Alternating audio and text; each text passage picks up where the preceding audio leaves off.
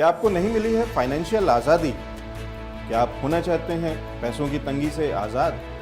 हम लेकर आ गए हैं आपके लिए वो जानकारी जो कराती है मुनाफा, बढ़ाती है पूंजी, आपकी भाषा और आपके ही अंदाज में। शेयर बाजार से लेकर कमोडिटी की दुनिया तक बताएंगे क्रिप्टो के मौके और म्यूचुअल फंड के फंडों के बारे में। ऑल्टरनेट इन्वेस्टमेंट से इंश्योरेंस तक, टैक्स कैसे बचेगा, पैसा कैसे बनेगा। एक ऐसा चैनल जो दिलाएगा आपको फाइनेंशियल आज़ादी। इंडिया न्यूज़ बिजनेस, देश का मुनाफा।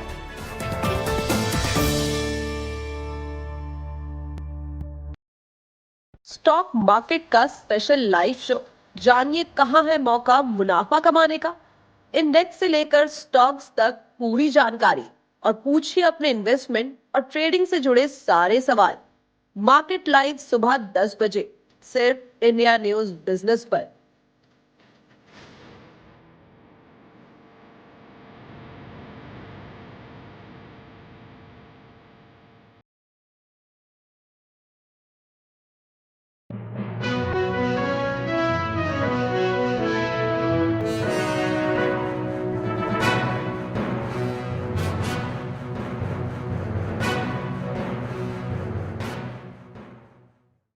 क्या आपको नहीं मिली है फाइनेंशियल आज़ादी? क्या आप होना चाहते हैं पैसों की तंगी से आज़ाद? हम लेकर आ गए हैं आपके लिए वो जानकारी जो कराती है मुनाफा, बढ़ाती है पूंजी, आपकी भाषा और आपके ही अंदाज में। शेयर बाजार से लेकर कमोडिटी की दुनिया तक बताएंगे क्रिप्टो के मौके और म्यूचुअल फंड के फंडों के बारे में। ऑल्टरनेट इन्वेस्टमेंट से इंश्योरेंस तक, टैक्स कैसे बचेगा, पैसा कैसे बनेगा। एक ऐसा चैनल जो दिलाएगा आपको फाइनेंशियल आज़ादी। इंडिया न्यूज़ बिजनेस, देश का मुनाफा।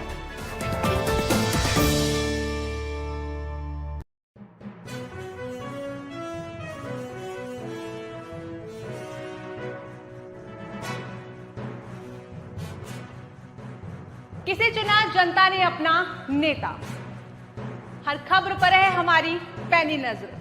हम बताएंगे आपको हर खबर का सच सिर्फ और सिर्फ इंडिया न्यूज बिजनेस।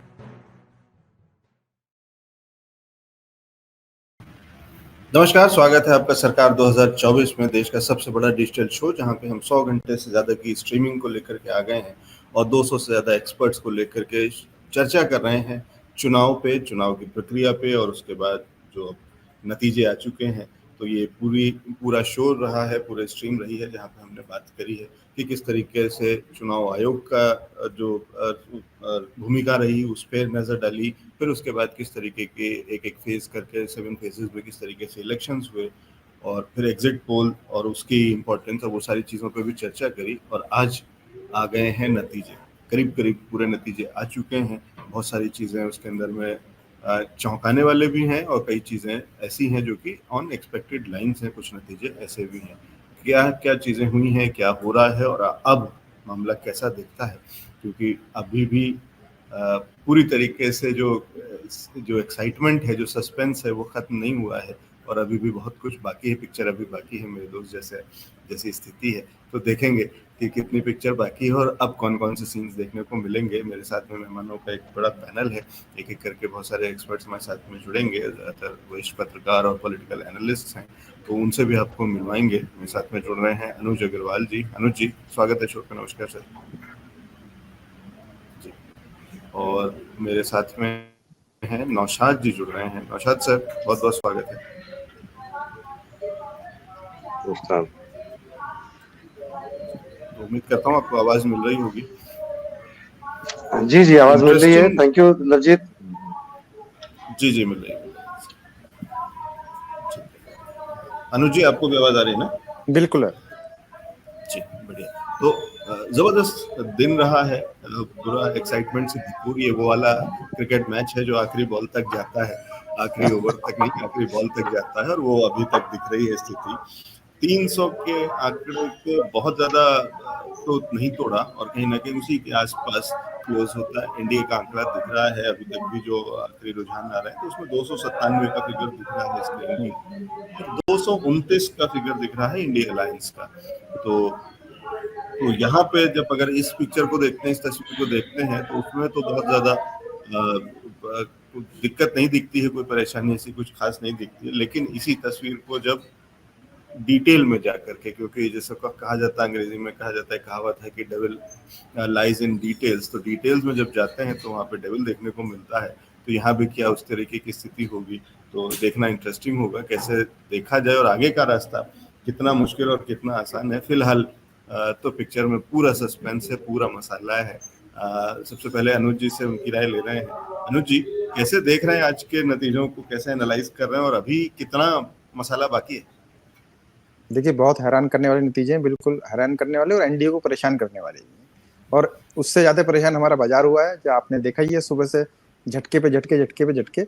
तो हर कोई हतप्रभ है और सबके अनुमानों से और सबके एक्सपेक्टेशन से बिल्कुल उलट आया है। लेकिन उसके बाद भी बीजेपी और एनडीए कंफर्टेबल फेज में है कि कम से कम अपनी सरकार बनाने वाली स्थिति में है। मुझे लगता है ये कम से कम एक बहुत बड़ा सुकून है कि हमारे कम से हंग पार्लियामेंट नहीं होने जा रही है और कुछ ना कुछ थोड़ा बहुत ऊपर नीचे कर सरकार बना लेगी बीजेपी भी और एनडीए भी। जो थोड़ी बहुत समस्या आ सकती है, मुझे लगता है जैसा रूमर्स भी है कि जेडीयू और टीडीपी ये दोनों थोड़ी बहुत सौदेबाजी कर सकती है और करनी एक लाजमी भी होती है और राजनीति में ऐसा होता भी है। तो अब उसमें चूंकि नवंबर दिसंबर में बिहार में भी इलेक्शन है विधानसभा के, तो नीतीश कुमार बहुत ज्यादा बार्गेनिंग वाली पोजीशन में नहीं है, क्योंकि फिर अब अगर पलटी मारते हैं तो उससे उनके फ्यूचर पर बिहार में उनकी राजनीति पर बहुत ज्यादा फर्क पड़ सकता है। और जहां तक टीडीपी का बात है, तो उसकी सारी राजनीति कांग्रेस के खिलाफ रही है और बीजेपी ने बड़ी इंटैक्ट एलाइज रही है। और अगर वो 22 पार्टियों गठबंधन के साथ सरकार में आती है, तो ऐसे में उसके लिए बहुत मुश्किल होगा किसी लेवल पे भी अपने लिए फैसिलिटी लेना है या अपने लोगों को एकोमोडेट करना। लेकिन बीजेपी चूंकि एक स्ट्रांग 244-245 के आसपास शायद 250 तक पहुंच जाए, तो ऐसे में कोई काफी स्टेबिलिटी रहेगी और काफी आराम से जो एक फ्लो ऑफ चल रहा है पूरी राजनीति का भी और देश का भी, विकास का भी, तो उसके साथ इंटैक्ट रहेगी। और वैचारिक रूप से भी उतने ही प्रोग्रेसिव माइंडसेट के चंद्रबाबू नायडू भी जो बीजेपी का माइंडसेट है। तो मुझे लगता है ये दोनों एलाइज जिन पर सबसे ज्यादा शक है वो इस गठबंधन से दूर नहीं होंगे। और जब ये नहीं होंगे और बाकी छोटे छोटे 5-5, 6-6, 7-7 सीटों वाले तो हैं ही बहुत सारे, तो अगर एक आध थोड़ा बहुत बाएं दाएं भी करेगा तो ये आराम से, अब जिस तरीके की अमित शाह की आपको कैपेसिटी पता है, तो वो आराम से मैनेज भी कर लेते। नंबर गेम में वो हमेशा बीजेपी आगे ही रहती है, तो वो अपनी सरकार को आगे ले जाएंगे। इसमें मुझे कोई शक नहीं लगता कि किसी तरीके से भी पॉलिटिकल स्टेबिलिटी पर कोई फर्क पड़ने वाला है।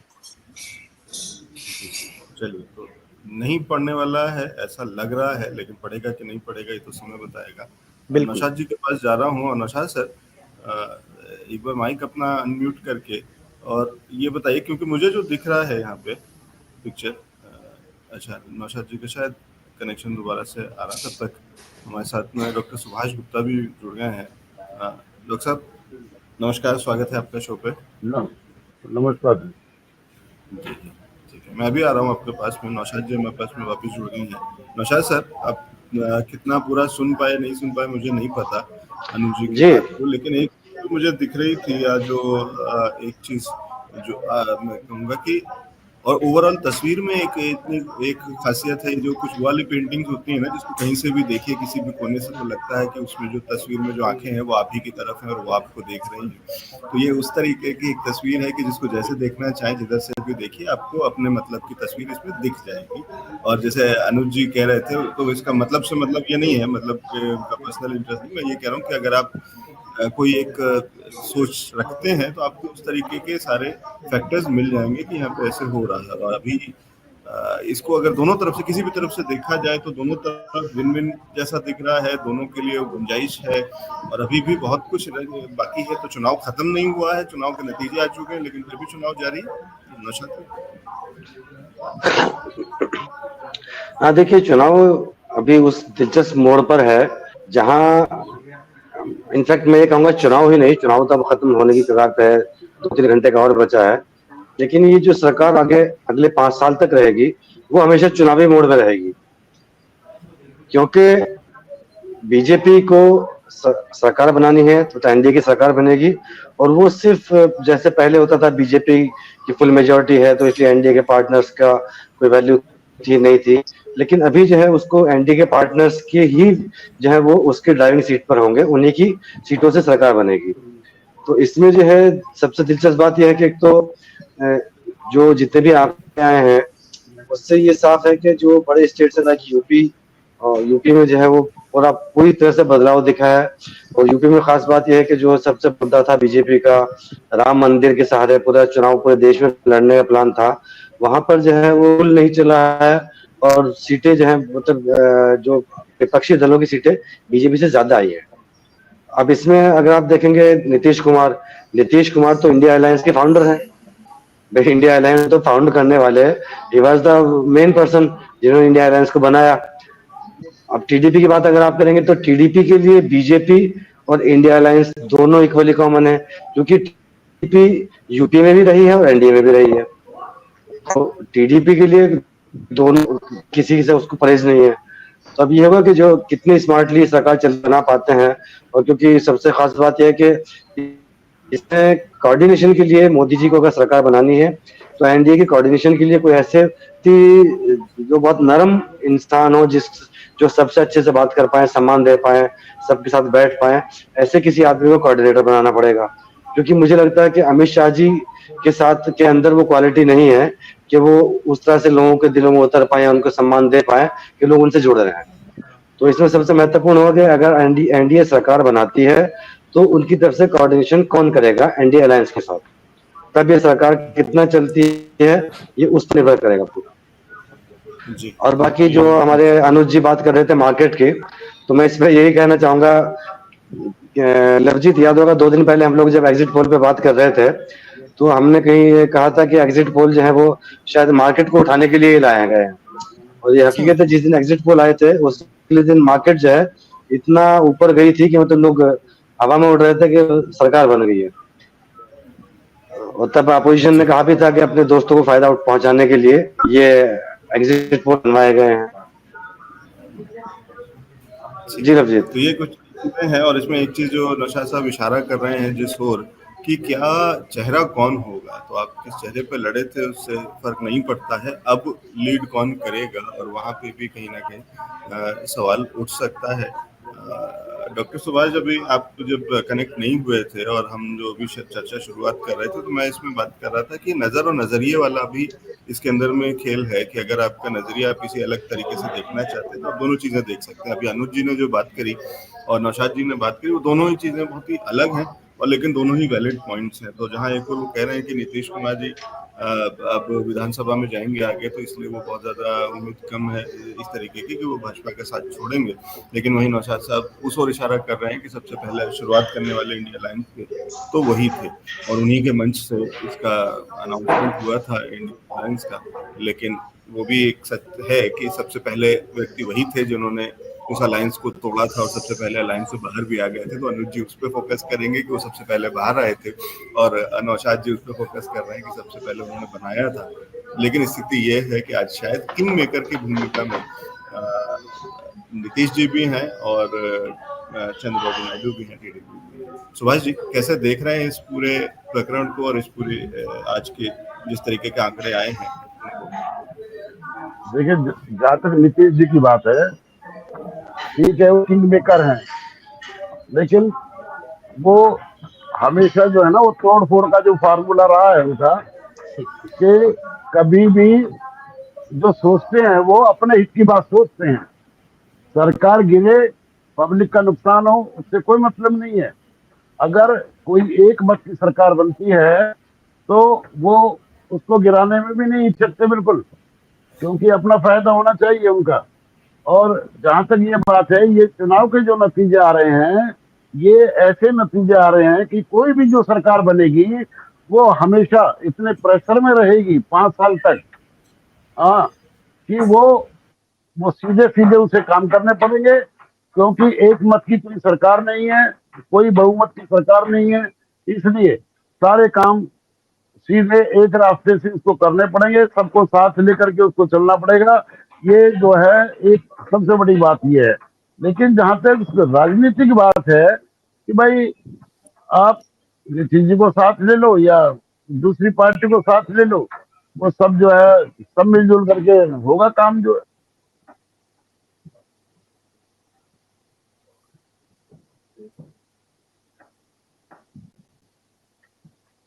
ठीक है जी। जी डॉक्टर साहब, आप अपनी बात जारी रख सकते हैं, आपकी आवाज आ रही थी। हाँ, मेरी तो बात बस केवल इतनी थी कि भाई ये जो हो रहा है ये, कि अगर बीजेपी को अगर बहुमत मिलता, जैसे बात चल रही थी 400 पार या 390 पार, वो सब इसलिए था कि भी देश में जो कानून अभी अधूरे रह गए थे इम्प्लीमेंट होने से, वो शायद वो इम्प्लीमेंट इजी हो जाते। लेकिन ये जो इस तरह की जो सरकार बनी है, वो सारे काम अधूरे रह जाएंगे। पता नहीं किस आदमी का उन कामों में इंटरेस्ट है या नहीं है, हैं? सबसे बड़ी परेशानी ये रहेगी। यहाँ वाला ये पर्दा कहते जी रमेश जी के पास जाऊंगा। रमेश जी अभी बीच में ज्वाइन किया। जो रमेश जी, अभी जब आप नहीं कनेक्ट हुए थे, उससे पहले जो एक चर्चा और अभी तक की जो चर्चा हुई है, उसमें अगर एक लाइन में निकाल करके आपको दूं, तो यहाँ बात ये हो रही है कि बड़ा वो वाली मुश्किल स्थिति है, क्योंकि यहाँ पे अब कोई ऐसा लीडर चाहिए है या ऐसा कोई स्ट्रेटेजिस्ट चाहिए है जो सबको लेकर के, यानी अलायंस की राजनीति को लेकर के काम कर सके। और अभी तक जो भाजपा में जो लीडरशिप है, वो एक्सपर्ट है खुद लीड करने की और बाकियों को साथ में, अलायंस के साथ में नहीं। यानी मतलब अलायंस की जो पॉलिटिक्स होती है उसमें उनकी शायद एक्सपर्टीज भी नहीं है, और कहीं ना कहीं वो मैच भी नहीं करता है उनके माइंडसेट से।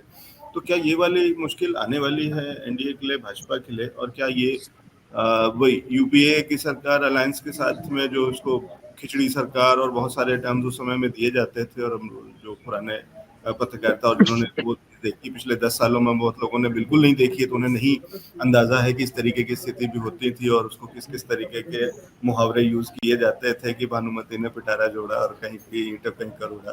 तो वो लेकिन इधर पिछले कम से कम 10 सालों में तो नहीं देखने को मिल रहा था, या लेकिन उससे पहले बहुत लंबे समय तक हमने वो चीजें देखी हैं और उसके फायदे भी देखे हैं, नुकसान भी देखे हैं। फायदे में ये कह रहा हूँ कि चेक्स एंड बैलेंसेस होते हैं। इससे होता ये है कि कहीं कोई अनलिमिटेड पावर किसी के पास नहीं होता है, तो कहीं ना कहीं अलायंसेस जो है कभी कभी लेकिन चीज़ों को मेलो डाउन कर लेते हैं बहुत। लेकिन उसका फ्लिप साइड ये है कि स्ट्रॉन्ग डिसीजन नहीं हो पाते हैं और बहुत जगह स्लो, यानी कि हम पॉलिसी पैरालिसिस की भी बात करते थे उस जमाने में, और वो वाली चीज़ें। तो क्या ये वो वाली स्थिति है और अब बड़ा मुश्किल समय है आगे आने वाला दौर, और क्या सरकार बनाना बहुत मुश्किल होने वाला है? रमेश जी। देखिए लवली जी, आपने बड़ी पुरानी बातें कह दी। जब सहन भाव हुआ करता था, सहनशीलता होती थी, एक साथ चलने की एक परिपाटी होती थी राजनीति में, वो दौर मुझे लग रहा गुजर गया, और गुजरा दौर अब वापस नहीं आएगा। ये आपको भी पता है, हमको भी पता है।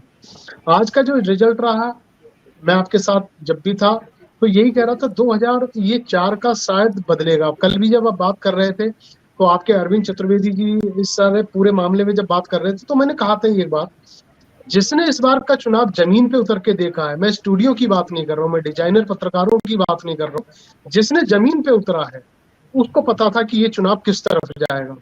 खैर, जो अब तो रिजल्ट सामने है और क्या हुआ कि बात आ जाती है, जिस तरीके से आपने कहा गठबंधन की राजनीति को गांठ में बांध के कौन आगे ले जा सकता है। देखिए, आज के नेताओं में सहन करने की क्षमता नहीं है, विशेष तौर पे प्रधानमंत्री मोदी जी के अंदर।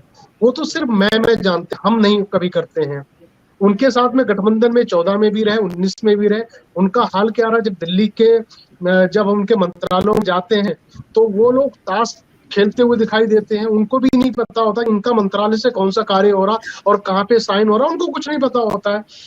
तो अब स्थिति ये आ गई, जिस तरीके से टीडीपी के नेताओं को फोन किया गया है और नीतीश कुमार को भी फोन कर दिया गया। खबर ऐसी भी आ रही है, उन्होंने शर्त रख दी है कि अगर हम साथ में आएंगे तो सीएम जो पीएम का जो चेहरा है वो बदलना चाहिए। इस तरह की हवाइयां उड़ने भी लगी हैं। महाराष्ट्र से भी ऐसी बात आ रही है और जगह से भी ऐसी बात आ रही है। तो बात फिर वही आ जाती है लब्बो कि गठबंधन में जब आपके आंकड़े पूरे नहीं है, आपकी संख्या बहुत कम है, जब आपकी संख्या बहुत कम है तो जाहिर सी बात है आपको सब लोगों को साथ में ले जाना पड़ेगा और सबकी बातें माननी पड़ेंगी। आपको क्या चाहिए, तुमको क्या चाहिए, और आपका मंत्रालय कौन सा चाहिए, और आप कितना इंडिपेंडेंट काम करोगे, तो वो पूरी तरीके से फ्रीडम चाहिए होती है। वो मोदी जी अगर पीएम बनते हैं तो मोदी जी किसी को देने वाले नहीं है। ये बात आपको ही पता, हमको ही पता है।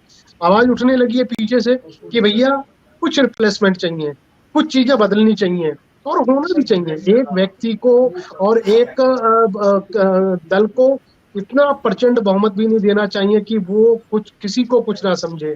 तो वही चीजें हैं, जिस तरीके से चुनाव हुआ कम मार्जिन में, जो वोटिंग टर्नआउट बहुत कम हुआ, तो उस समय तो हम आप ये समझ ही नहीं पा रहे थे कि चुनाव आखिर जा किस तरफ रहा है, इतना साइलेंट चुनाव कैसे हो रहा है।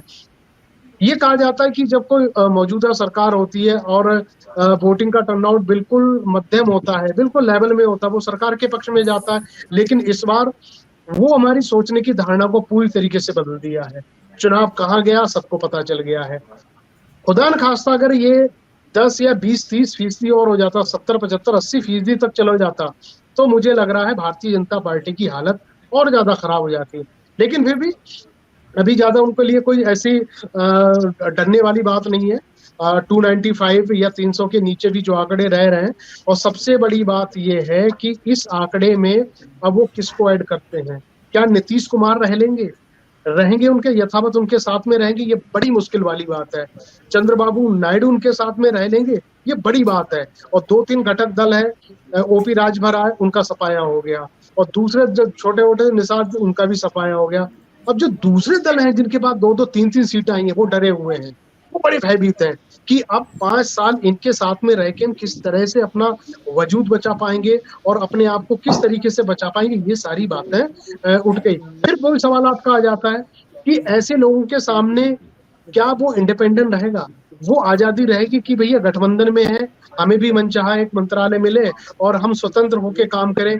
क्या ऐसी सरकार अब आने वाली है? क्या चीजें बदलने वाली है? क्या पीएम का चेहरा बदलेगा?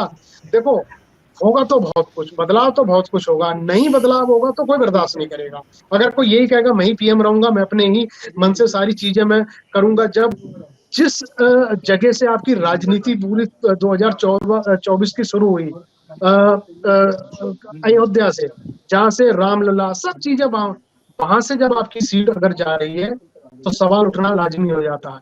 कई सारे ऐसे सवाल हैं जो मुझे लग रहा है भारतीय जनता पार्टी को बिंदुवार तरीके से बाहर आके देना पड़ेगा, विशेष तौर से प्रधानमंत्री जी को देना पड़ेगा। लेकिन मुझे लग रहा है ऐसी स्थिति आएगी नहीं है, और ना ही कोई जवाब करेगा, ना ही कोई सवाल करने वाला है। जी चलिए, तो अगर ऐसी स्थिति नहीं आएगी तो कौन सी स्थिति होगी, वो सोचना देखना इंटरेस्टिंग होगा। और विजय जी हमारे साथ में जुड़ गए। विजय जी, अभी जो हम चर्चा कर रहे थे, इसमें एक चीज जो निकल के आ रही वो ये है कि अभी जो भाजपा जिस तरीके से जिस फॉर्म में है, तो हम एक ओवरऑल बीजेपी की बात नहीं कर रहे हैं, क्योंकि पहले दूसरी बीजेपी थी जहाँ पे अलायंस भी था, जहाँ पे एनडीए की सरकार थी, और अलायंस को अलायंस की तरह देखा गया था। वो भी चीजें रही हैं, सक्सेस अनसक्सेसफुल के फैक्टर्स अलग हो सकते हैं, लेकिन रह चुका है। लेकिन ये जो पिछले 10 साल में जो बीजेपी है, जहाँ पे हम मोदी जी लेड बीजेपी की बात करते हैं, और जब सरकार बनी तो हम उसको बीजेपी सरकार या एनडीए सरकार ना बोल करके ज्यादातर उसको मोदी सरकार ही बोला गया।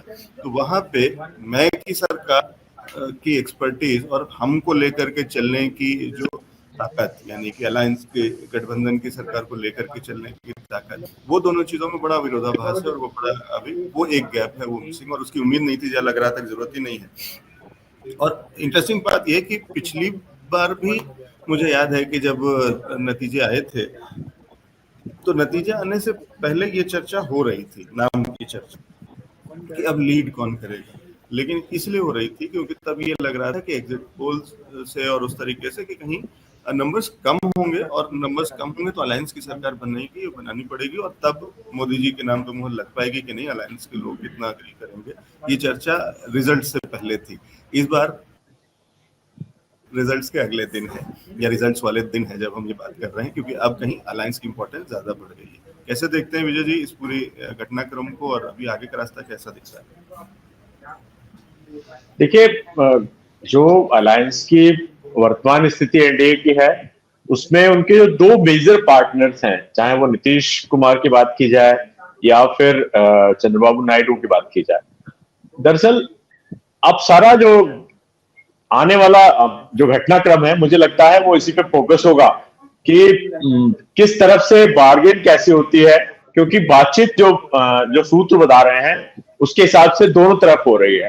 और ये नहीं है कि जो एनडीए के घटक है वो इंटैक्ट केवल एक ही चीज पर टिके हुए हैं कि साहब क्योंकि पार्टनर है इसलिए हम पार्टनर बने रहेंगे। बार्गेन जो है अगर होता है, या जिस प्रकार से जो खबरें हैं, तो उस कंडीशन में कहीं ऐसा ना हो कि एनडीए के अलायंस से उसके ये पार्टनर थी जो है दूसरी ओर चल दे, तो स्थिति बिल्कुल ही दूसरी होगी। आज जो स्थिति बनी हुई है उसमें यह है कि साहब प्रधानमंत्री कौन होगा, ये सवाल तो जो तब है जबकि जो है जैसे अभी मैं एक वो देख रहा था, खबर देख रहा था, उसके हिसाब से किसी विधान पार्षद ने कहा साहब की जो है बिहार के विधान पार्षद की बात है कि भाई जो नीतीश बाबू है वही पीएम के सबसे फिट मटेरियल है। तो अब जब इस प्रकार का राग छिड़ा जाएगा तो आप सोचिए कि जो है उस टोन पे जो है किस प्रकार से आगे की फॉर्मेशन क्रिएट होगी। ये अलग बात है कि अभी वो स्थिति में नहीं है कि अपने टर्म को डिक्टेट कर सके, लेकिन अगर ये जो चर्चाएं हैं, ये इस प्रकार की जो बातें हैं अगर बाहर आ रही हैं और इस प्रकार की बार्गेन्स की सिचुएशन क्रिएट होती है, तो उसमें फिर भाई जो बेहतर जहां बार्गेन होगा वहां जो है भाई ऐसा नीतीश जी के जो पॉलिटिकल नेचर का या उनका जो राजनीतिक बार्गेन वाली क्षमता है वो तो बड़ी विचित्र है। वो कभी एक जगह टिक के कभी खड़े नहीं होते हैं और जहां बेहतर बार्गेन होगा वहां वो चल देंगे, चाहे उनके पास सीट्स नहीं है लेकिन तब भी वो मुख्यमंत्री बनने में सक्षम है। और जब सीट्स दूसरे की थी तो उधर से बार्गेन करके उन्होंने पाला बदल दिया। कुल मिला के जो सिचुएशन बिहार और दूसरी बात जो चंद्रबाबू नायडू वाली है कि अगर ये दोनों तरफ से दोनों मिल करके कहीं किसी प्रकार खेल करते हैं, उसमें स्थिति जो एनडीए की है वो बदल सकती है। बीजेपी के पास अपना फुल फ्लेश मार्जिन या जो विनिर्मित जो बहुमत है वो नहीं है इस वक्त में। तो ये जो घटक है ये बहुत इंपॉर्टेंट रोल आने वाले कुछ घंटे या कुछ और 24 घंटे का रास्ता तय कर लीजिए, क्योंकि ये स्थितियां अभी वर्तमान में बिल्कुल ही बदली हुई रहेंगी। दूसरी बात यह है कि स्वीकार्य नेता कौन होगा, जो सवाल है वो ये है कि भाई कौन बेहतर जो है सबके लिए स्वीकार्य नेता हो सकता है, जो फ्लेक्सिबल हो, जो सबको अपने साथ में लेके चलने की क्षमता रखता हो। और वो गठबंधन कौन सा हो सकता है जो दोनों लोगों को समुचित सम्मान देते हुए या बार्गेन की क्षमता के साथ सम्मान देते हुए उनको जगह दे दे। तो ये चीजें जो है ये बड़ी महत्वपूर्ण होंगी। और बीजेपी निश्चित तौर पे, और अभी तो कांग्रेस भी मीटिंग्स के दौर में पहुंच चुकी है और बीजेपी में ऑलरेडी जो है चर्चाओं का दौर जो है दिल्ली में चालू है। तो ये सारी चीजें जो है कहीं ना कहीं एक गहन विचार विमर्श के लिए मजबूर कर रही है। और जो उत्तर प्रदेश ने जो रिजल्ट दिया बीजेपी को, जहां वो 80 में से 80 वाला क्लेम जो था वो 40 पर उतर आया और 40 के आसपास से वो और थोड़ा सा वो कर गया। तो जो ये सिचुएशंस उत्तर प्रदेश में जो क्रिएट हुई है उसने बीजेपी को अनएक्सपेक्टेड, जो पिछली बार जैसे या पिछले 2 बार से लगातार उनके पास में जो स्कोर रह रहा था वो स्कोर बहुत नीचे उतर चुका है। और अब जो उत्तर प्रदेश के जनता का जो मैंडेट है वो कुछ अपना आज्ञा दे चुका है कि भाई आप इस पोजीशन में रहिए। आपने हमारे लिए पिछले 10 साल में जो परिस्थितियां बनाई हैं, जो पूर्वांचल में जिस तरीके का सिनेरियो दिख रहा है, भाई पूर्वांचल के लोगों को, पहले लोगों को लग रहा था कि साहब मंदिर का चावल जो है वो हर जगह काम कर जाएगा, लेकिन लोग जिस मंदिर की बात भारतीय जनता पार्टी पिछले एक लंबे समय से करती रही है और जिसके वेब पे वो जो है वो राजनीति का ये ग्राफ उसने छुआ है, वो वेब लोगों को मुझे लगता है कि अब जो है एक ठहराव की स्थिति है। अब हमारा वो वाला जो स्वरूप है राम मंदिर के लिए लोगों का एक इनिशिएटिव और लोगों का जो प्रचंड एक वेब थी जो बहुत उसमें स्पीड थी, बहुत ज्यादा ताकत थी, वो कुछ कम हुई और लोगों ने उसको स्वीकार कर लिया है कि भाई अब नॉर्मलसी लानी चाहिए हमको। और लोगों की जो अपनी नीड्स है, एक बड़ी बात जो है वो ये है कि लोगों की आवश्यकताएं जो भावनात्मक थी वो तो पूरी हो गई, लेकिन भावनात्मक के अलावा जो जरूरत है, जो आवश्यकता है उसकी जो रोजी रोटी का मामला है, जो उसके रोजगार का मामला है, जो पूर्वांचल में डेंस पॉपुलेशन में से जो लड़के भर्ती होते थे सेना में, वो सब काम कर गया। जी सीमा जी के पास जाना चाहूंगा। उम्मीद करता हूँ सीमा जी को आवाज मिल रही होगी। सीमा जी बहुत बहुत स्वागत है शो पे। और अभी जो विजय जी एक चीज कह रहे थे, बड़ा इंटरेस्टिंग एस्पेक्ट है। वो ये कह रहे थे कि भावनात्मक जरूरत जो थी कि मंदिर की एक कहीं मांग थी या लोग चाहते थे कि उनको राम मंदिर मिले, वो पूरा कर दिया है भाजपा सरकार ने, तो उसके लिए थैंक यू है।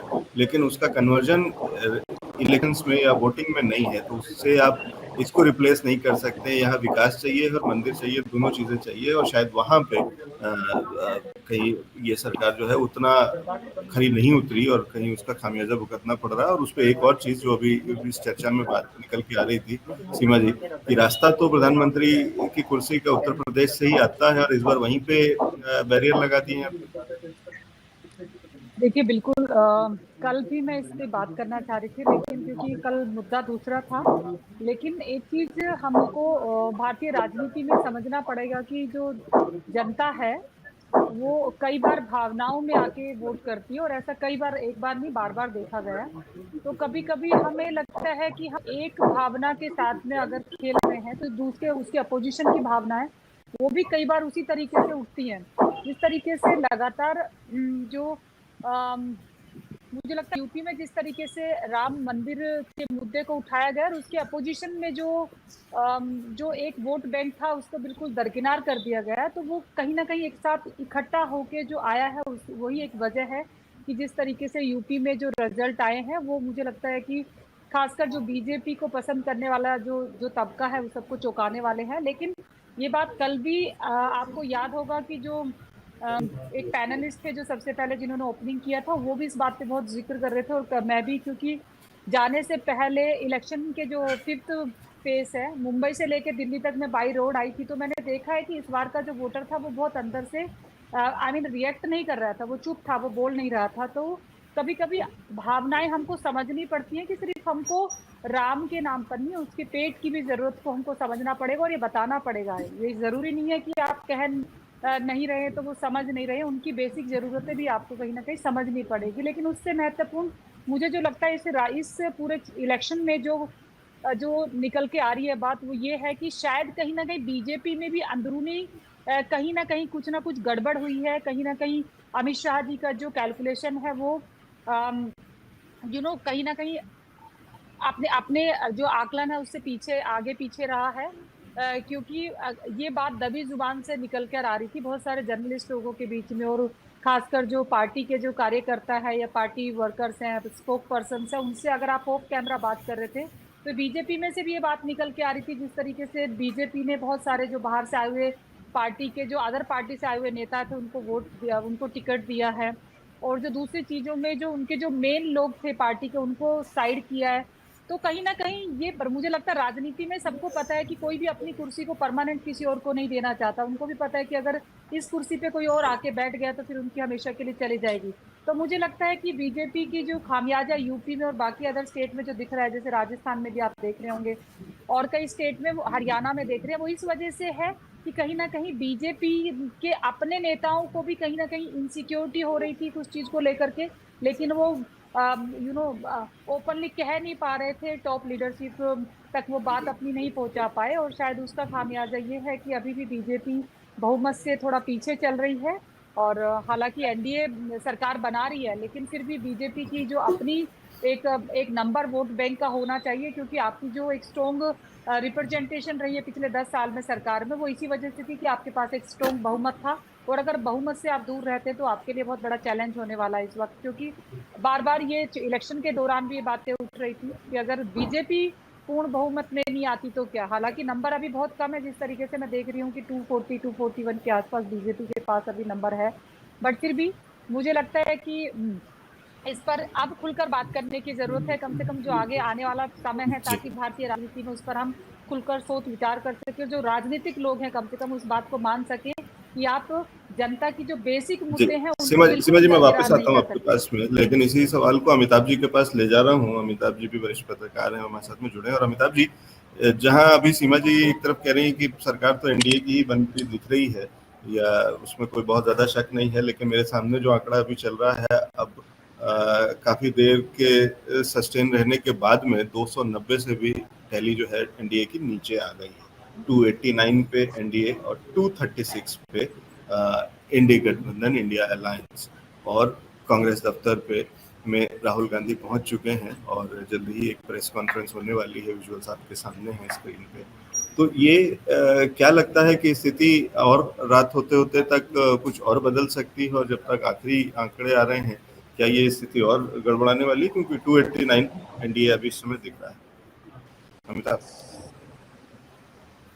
हाँ, मतलब ये बहुत लोग भूल जा रहे हैं कि 296 तो यूपीए क्लेम कर रही थी, जहाँ पे अब बीजेपी अटक गई आके। तो that's a very new thing. कोई इस बात को बोल नहीं पा रहा है, वो लोग नहीं बोल रहे हैं कि हम तो कहाँ जा रहे थे और हम कहाँ 296 पे अगर अटके हुए हैं। तो मैं इस चुनाव को इतना फोकस बीजेपी से ज़्यादा मैं राहुल गांधी पे फोकस करना चाहता हूँ कि जिस तरह उन्होंने अपनी पार्टी को खड़ा किया है, खड़गे को लाए, जिस तरह से सबको जोड़ के चले हैं, तो full marks to Rahul Gandhi. इस बात को हमें मानने में कोई वो नहीं होनी चाहिए, दो राय नहीं होनी चाहिए। तो थोड़ा उस पर्सपेक्टिव को एनालाइज करने की बहुत ज़रूरत है। कांग्रेस से अपनी लड़ाई कैसे लड़ी, भारत जोड़ो यात्रा 2 बार निकाली, इन चीज़ों का असर पड़ा है चुनाव पे और वो ओवरऑल दिख रहा है। यस, ठीक है, पूरा डेंट नहीं कर पाए क्योंकि तंत्र इनके पास था, ईडी इनके पास था, सब कुछ इनके पास था, तो पूरा डेंट नहीं हो पाया, लेकिन अच्छा खासा चोट पहुंची है।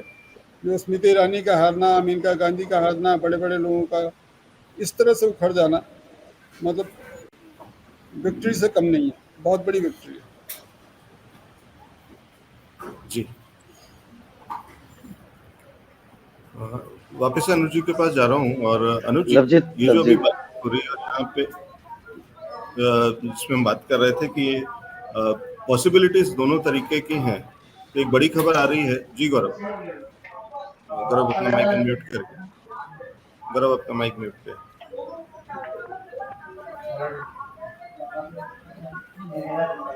एक बड़ा अपडेट ये आ रहा है कि 110 सीटें ऐसी हैं जहां पर बीजेपी सिर्फ 5000 सीटों से पीछे चल रही है। तो कहीं ना कहीं जो अपडेट है वो उसके अकॉर्डिंग अगर हम बात करें तो हो सकता है कि यहाँ पर मामला जो है वो बदला हुआ देखा जा सकता है। तो ये चेंज देखने को मिल सकता है आने वाले अभी कुछ ही घंटों में, जो रिजल्ट जैसे जैसे सामने आ रहे हैं उस हिसाब से। ये इंटरेस्टिंग है अनुज जी। 110 ऐसी सीटें जहां 5000 से भी कम मार्जिन से बीजेपी पीछे चल रही है, तो क्या अभी भी पिक्चर बाकी है और यहाँ पे भी पूरा पासा पलट सकता है? अनुज जी, आपका माइक म्यूट पे। हेलो, आवाज आ रही है? जी जी। मुझे लगता है पूरी पिक्चर बाकी है। और देखिए, अगर इंडी अलायंस 295 सीटों पर अपनी सरकार बनाने का दावा कर सकता था, तो अगर एनडीए अलायंस की 295 के आसपास सीटें आ रही तो इसकी सरकार क्यों नहीं बन सकती है? मुझे इसका डाउट क्यों ऊपर। दूसरी चीज है कि जब राष्ट्रपति जी इनवाइट करते तो सबसे बड़े दल को इनवाइट करते हैं, तो निश्चित रूप से बीजेपी को उस चीज में बढ़त मिलेगी। तो जब हम ये कल्पना कर रहे हैं कि एनडीए अलायंस से पार्टनर टूट सकते हैं, तो इंडी अलायंस से भी पार्टनर टूट सकते हैं, तो दोनों तरफ के खेल चल सकते हैं। निश्चित रूप से जिसके पास संख्या बल ज्यादा है, एक पार्टी के पास, कांग्रेस के पास 100 है और बीजेपी के पास 240-45 के बीच में है, और जैसे अभी 100 सीटों पर बिल्कुल फाइट नेक टू नेक चल रही है, ऐसे में तो कुछ भी हो सकता है।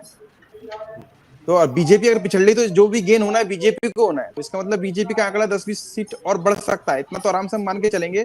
अगर अमलगमेशन फ्रेगमेंटेशन भी लेके चले तो 20% सीटें तो कम से कम बीजेपी की और बढ़ जाएंगी, 20 सीटें तो कम से और बढ़ जाएंगी, ये हम मान के चलते हैं। लवजीत, मैं इसमें एक बात ऐड करूंगा।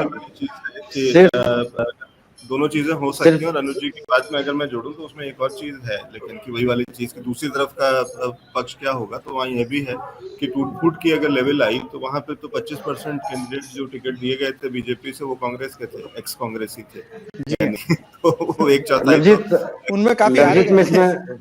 जी, लवजीत, में इसमें एक बात ऐड करूंगा। गौरव ने जो जानकारी दी, मुझे लगता है आधी दी है। उन्होंने जो बताया कि 110 सीटें ऐसी है जहाँ पे 5000 के मार्जिन से बीजेपी पिछड़ रही है, लेकिन 150 से ज्यादा सीटें ऐसी हैं जहां पे सिर्फ 1,500-2 हजार के मार्जिन से बीजेपी आगे चल रही है। नहीं, ऐसा तो नहीं, इतनी नहीं है। जी, आप डाटा निकालिए। 150 से ज्यादा सीटें ऐसी हैं जहां पे सिर्फ 1,500-2 हजार के मार्जिन से बीजेपी आगे चल रही है। चलो बहरहाल बिल्कुल सही कह रहे हो, ये बिल्कुल सही, यही स्थिति है, यही स्थिति चल रही है। जी, ये तो 1,500 तो में इसलिए कुछ बड़ी सीटें बड़ी ऐसी हैं जहाँ पे बड़ी मजेदार 800, लड़ाई 900, है। 1000 का ही आंकड़ा है। देखिए जी, जी। मुझे लवजीत जी एक बहुत बड़ी बात लगती है कि प्रधानमंत्री मोदी जी सिर्फ 1.5 लाख वोटों से जीते हैं और अमित शाह 9 लाख वोटों के आसपास से जीते, 7-8 लाख। अरे शिवराज सिंह के 9 लाख वोट। के एल शर्मा 1 लाख से ज्यादा वोटों से जीते हैं हाँ, स्मृति ईरानी से। तो ये एक तरीके से मुझे लग रहा है मोदी जी को चारों तरफ से घेरने का प्लान बहुत अच्छे से विपक्ष ने बनाया और उसमें बीजेपी के इंटरनल पॉलिटिक्स का भी बहुत बड़ा हाथ है। जैसे सीमा जी ने इंडिकेट किया कि बहुत सारे नेता बीजेपी के जो नाराज थे या जो अपना स्पेस चाहते हैं मोदी जी के बाद, उन लोगों का भी एक बहुत बड़ा रोल रहा होगा जो धीरे धीरे खुल के सामने आएगा। मैं नाम नहीं लूंगा, लेकिन जो नाम 3-4 हैं बड़े बड़े, वो उन सबके तैर रहे हैं उसमें। मोदी जी के इर्द गिर्द वाले ही सारे लोग हैं जिन्होंने कुछ ना कुछ आप नाम खेल ले लो, किया। कोई ईडी आपके घर पे नहीं जाएगी, खुल्लम खुल्ला बोलो, आप डर कहेगा। मैं तो बिल्कुल कहता हूँ कि इसमें राजनाथ जी भी हो सकते हैं, इसमें योगी जी भी हो सकते हैं, इसमें रमेश जी अमित क्या शाह भी कह हो रहे हैं सकते कि हैं। एक ही 2 दिन है, इसमें जो कुछ बोलना है बोल सकते देखिए हैं। राजस्थान में अगर बीजेपी लॉस कर रही है तो वसुंधरा राजे का एक बहुत बड़ा हाथ है। राजस्थान में इसमें लवजीत लेकिन आजादी अमित है। जी एक बात है इसमें, ये मुझे लगता है बहुत महत्वपूर्ण है कि अमित शाह जी से बड़ा चाणक्य तो कोई हो नहीं सकता ना पूरे भारतीय राजनीति में। अगर पिछले 10 सालों में हमने 2 तीसरे चुनाव तक हमने देखा है, तो आप अगर इसका मतलब है कि अमित शाह को अंडर एस्टिमेट मत कीजिए ना, उनकी अपनी चाणक्य। मैं तो बिल्कुल कह रहा हूँ अमित शाह भी हो सकता है, अमित शाह हो सकता है खुद को रिप्लेस करना चाह रहे हैं मोदी जी के लिए। नहीं, ऐसा नहीं है, ऐसा तो मुझे नहीं लगता, क्योंकि कुछ भी हम लोग तीर हवा में नहीं चला सकते। हम लोग जो भी एजम्पशंस करते हैं वो बहुत ग्राउंड पे चीजें देखभाल के करते देखिए हैं। मोदी जी के सिर्फ 1.5 लाख वोटों से विक्ट्री ये समझ में नहीं आती है। लेकिन हाँ, ये मोदी जी सिर्फ 1.5 लाख मार्जिन से जीते हैं, ये बिल्कुल पचाने वाली बात नहीं है। नहीं, इसमें अनुज, इसमें मैं ये कहना चाहूंगा क्योंकि यूपी में माहौल था बीजेपी के खिलाफ, इसलिए मोदी जी भी उस हवा में बहे हैं, क्योंकि यूपी में बहुत बुरा बराबर। देख 40 सीटें अगर जीत रही बीजेपी तो खिलाफ भी नहीं कह सकते। नहीं, अरे 62-63 से 40 मतलब 37 पे अगर है तो माहौल था। और इसमें मैं एक चीज और कहूंगा लवजीत, उसके बाद मैं निकलूंगा, जाऊंगा, मुझे जाना है कहीं, कि देखिए अगर गठबंधन की सरकार है, अगर बीजेपी की पूर्ण बहुमत नहीं है, एनडीए की सरकार है, तो देश के लिए भी अच्छा है और अलायंस के लिए भी अच्छा है। क्योंकि काशीराम जी कहते थे कि मजबूत सरकार लोकतंत्र में बहुत हानिकारक होती है, मजबूर सरकार ही जनता के काम आती है। तो अगर सरकार मजबूर होगी तो वो अपने साथियों से काम भी आएगी, जनता के काम भी आएगी। अभी जो इन्होंने कहा कि जी नौसाद जी, मैं इतना ये चाहूंगा कि जो भी आए सरकार, चाहे एनडीए आए चाहे इंडी गठबंधन, स्टेबल आए, कम से कम ऐसे ना हो कि रोज रोज की बार्गेनिंग चलती रहे, उतार चढ़ाव चलते रहे। क्योंकि नहीं, इसमें फिर बात है स्टेबिलिटी, तो आपको स्टेबल जो है सरकार थी 10 साल से। आप मुझे बताइए, आप कोई 5 पॉइंट बताइए कि जिसमें आपको लगता है कि साहब ये आपने बहुत बड़ा किया, आप आंकड़ों के साथ बताइएगा। अगर उसके बाद भी अगर 290-95 सीटों पर वो है आज भी, तो इसका मतलब अच्छा ही किया होगा। ऐसा आप नहीं, तो देखिए फिर वही बात, इतना करने के बाद भी इंडी गठबंधन डेंट लगा पाया, जीत नहीं पाया, ये इंडी गठबंधन की बहुत बड़ी हार है जी। लेकिन हाँ, ये भी बात नहीं कि एक ही पार्टी की हो तभी स्टेबल है और मिली जुली है, क्योंकि पहले हमने 10 साल तक मिली जुली सरकार चलती हुई देखी है, 2 टर्म्स में यूपीए में। तो उसके बीच के चैलेंजेस अपनी जगह हैं, लेकिन सरकार बराबर अटल बिहारी वाजपेयी जी की सरकार बेस्ट एग्जांपल आई थिंक मुझे लगता है मिली जुली सरकार थी, एनडीए की सरकार थी और बहुत अच्छे से सरकार के विपक्ष को देखिए डेमोक्रेटिक सिस्टम में मुझे ऐसे लगता है लवजीत जी की ये बहुत जरूरी है कि आप सत्ता पक्ष के साथ साथ विपक्ष को भी साथ में लेके चले। और ये कहीं ना कहीं मुझे लगता है जब आप बहुत ज्यादा बहुमत के साथ अगर सरकार सत्ता में आती है, पार्टी कोई भी, वो किसी भी बीजेपी की बात नहीं करें, किसी भी पार्टी की, अगर वो बहुत ज्यादा पूर्ण बहुमत के साथ होती है तो डेफिनेटली वो इंडिपेंडेंट अपने आप को फील करती है। और जब इंडिपेंडेंसी जब पावर के साथ आती है तो आपको कहीं ना कहीं उन सब चीज़ों को सोचने के लिए थोड़ा सा दूर कर देती है जहां पर आपको लगता है कि डेमोक्रेसी के लिए बहुत ज़रूरी होता है। क्योंकि डेमोक्रेसी में फ्लेक्सिबिलिटी, अपनी अपोजिशंस को सुनना, अंडरस्टैंड करना और पार्टी के अंदर विद इन पार्टी के लोगों को भी समझना, सुनना, ये सब चीज़ें मुझे लगता है कि इसके खामियाजे अकाउंटेबिलिटी बहुत जरूरी है। और दूसरी जो मुझे लगा कि सबसे महत्वपूर्ण बात है डेमोक्रेसी में, कि डेमोक्रेसी की मुझे लगता है कि सबसे जो बुरी बात है वो ये है कि डेमोक्रेसी हमेशा नंबर को रिप्रेजेंट करती है और नंबर कभी क्वालिटी में होते नहीं। तो ये इससे, लेकिन हमारे पास इससे अच्छा कोई और ऑल्टरनेट भी नहीं है हिंदुस्तान की राजनीति को आगे लेके जाने की, जिसमें आम आदमी की भागीदारी हो। तो कोई भी सरकार बने और किसी भी नंबर की सरकार बने, बट उसके अंदर जनता की भागीदारी सुनिश्चित होनी चाहिए और जनता के प्रति जवाबदेही सुनिश्चित होनी चाहिए। अगर जनता से आप कट जाएंगे और कहीं भी अगर उसके बीच में एक गैप बन जाता है, जनता के प्रति कोई अकाउंटेबिलिटी अगर आपकी नहीं रहती, आप उसको डायरेक्ट जवाब देना नहीं चाहते, उसको सुनना नहीं चाहते, तो फिर वो मुझे लगता है उसके मायने जीरो हो जाते हैं। डेमोक्रेटिक सिस्टम हमारे देश में इसलिए हम अप्रिशिएट करते हैं, अदरवाइज इससे ज्यादा अच्छे सिस्टम हो सकते हैं, लेकिन हमारी चेक्स एंड जनता के बैलेंसेस साथ जो बेसिकली इन खामियाजा प्लेस आ है, इसी जाते वजह हैं। से रमेश डेमोक्रेसी जी, को हम इसी एक्सेप्ट इसी करते हैं। चर्चा में एक और चीज जो अभी बात वैसे लवजीत मैं टोकूंगा, जो नीचे टिकर चल रहा है, कि इसको चलाना, मतलब मेरा मशवरा है सिर्फ कि 110 सीटें सिर्फ ऐसी है जहां 5000 वोट से पीछे, तो मुझे लगता है कि हम बीजेपी को जिताने के लिए मतलब एक वो कर रहे हैं। तो या तो फैक्चुअल डाटा डालिए कि भाई इतनी सीटों पे 5000 से पीछे है, इतनी सीटों पे 2000 से आगे है, या फिर उसको हटाइए, बिकॉज वो फिर वन साइडेड लग रहा है मामला। ये फैक्ट है और बाकी अब फर्क भी नहीं पड़ता है, जो सीमा जी कह रही है क्या ही फर्क पड़ता है, नहीं कुछ है ही नहीं अभी निकलेगा। देखो, अभी अनुज भाई ने एक बात कही कि घेराबंदी वाली बात हुई है। मुझे लग रहा सबसे ज्यादा जो घेराबंदी के लिए लठ बजाने के लिए और बांस लेके लिए बैठे हुए वो नागपुर है, उनको भी चर्चा में नहीं ला रहे हैं। जिस तरीके से बिल्कुल सही कह रहे हैं आप। जिस तरीके से जेपी नड्डा साहब ने खुल के बोल दिया था, अब हमें किसी की जरूरत नहीं है। उसके बाद से जो संघ कार्यालय नागपुर बिल्कुल शांत बैठा हुआ था, और मोदी जी को सबसे ज्यादा घेराबंदी के लिए, मोदी जी को हटाने के लिए, नया चेहरा लाने के लिए, ये आवाज मुझे लग रहा घंटे 2 घंटे के बाद नागपुर से उठनी शुरू हो जाएगी। और ये आखिरी दौर के ही चुनाव था, उससे पहले कहा था उन्होंने पूरी लकीर खींची हुई है। अगर मोदी जी 300 तक अपने दम पे अगर भारतीय जनता पार्टी की सीटें लाते हैं, तब तक तो हम चुप हैं, कुछ नहीं बोलेंगे। ये यदा कदा चीजें निकल के आई हैं। अब खुदान खास्ता अगर ऐसा तो हो नहीं सकता। अब वो ये 240 से भी नीचे रहेगी तो जाहिर सी बात है उनको कहने का एक संबल मिल जाएगा, दम मिल जाएगा। तो लठ बजाने के लिए मुझे लग रहा है नागपुर बैठा हुआ है गुजरातियों के ऊपर, और जिस तरीके से घेराबंदी होनी है वो हो चुकी है वहां पे। लवलीत जी, एक बात मैं कहना चाहूंगा। कांग्रेस की प्रेस कॉन्फ्रेंस शुरू हो रही है, तो आई थिंक महत्वपूर्ण है कि हाँ लवलीत जी, एक्टिव हो गई है। लवलीत जी, ये बात जब हम एग्जिट पोल पे बात कर रहे थे तो भी ये सवाल उठा था कि अगर नहीं पहुंची तो क्या होगा। दिस इज एग्जैक्टली जो अभी बात हो रही है, वही बात हो रही है कि अगर ये बीजेपी अपने दम पे नहीं पहुंचती 300 तक, तो स्थिति कुछ भी हो सकती है। नागपुर को आप इग्नोर नहीं कर सकते हैं, गडकरी को आप इनको इग्नोर नहीं कर सकते हैं। कहीं ना कहीं फैक्टर अब उठने वाला है और जोरों से उठेगा, अंदर अंदर तो उठेगा ही उठेगा, चाहे बीजेपी माने चाहे ना माने, but that is coming into play. ठीक, विजय जी आपसे एक चीज समझना चाह रहा था कि क्या यूपी में कुछ ऐसा क्या हुआ, क्योंकि कहीं ना कहीं अगर इसको देखा जाए तो वो जो नुकसान है, और जो बड़ा नुकसान है, और एक तरीके से 50% की हम बात कर रहे हैं, तो वो तो वहीं से खेल खराब हुआ है। और क्या इसमें यूपी का जो लीडरशिप है उसकी भी भूमिका दिखती? विजय जी आपका माइक म्यूट है। हाँ ठीक है। देखिए ऐसा है, उत्तर प्रदेश में जब चुनाव हो रहे थे तो आप ध्यान होगा, अगर पहले फेज दूसरे फेज के चुनाव की बात की जाए तो एक बात ये उठी साहब, ठाकुर मतदाता नाराज है, और जो है उसमें फिर मेरठ और उस बेल्ट में बहुत सी सभाएं लगाई गई जो कि ठाकुर नेताओं की थी। तो ये बीजेपी को ये इंडिकेटर कहीं ना कहीं लगातार मिल रहे थे कि किस इलाके में जो है किस प्रकार की नाराजगी लोगों की है। अब वो किस कारण से है, क्या है, ये समझना जरूरी था कि भारतीय जनता पार्टी के जो नेता है वो ये समझे, या कार्यकर्ता इस बात को लेके आगे कि आखिर अल्टीमेटली रीजन क्या है, लोग हमसे नाराजगी क्यों जाहिर कर रहे हैं। क्योंकि उस बीच में लगातार वहां पर बैठकें भी होने लगी, वहां उन जातिगत समीकरणों को देखा जाने लगा, और इन सब चीजों का असर आगे भी धीरे धीरे अन्य इलाकों में भी देखने को मिला। जैसे अगर मैं बात करूं कि प्रतापगढ़ में जो पहले राजा भैया से मिलने के लिए अमित शाह गए, उनसे बातचीत भी हुई।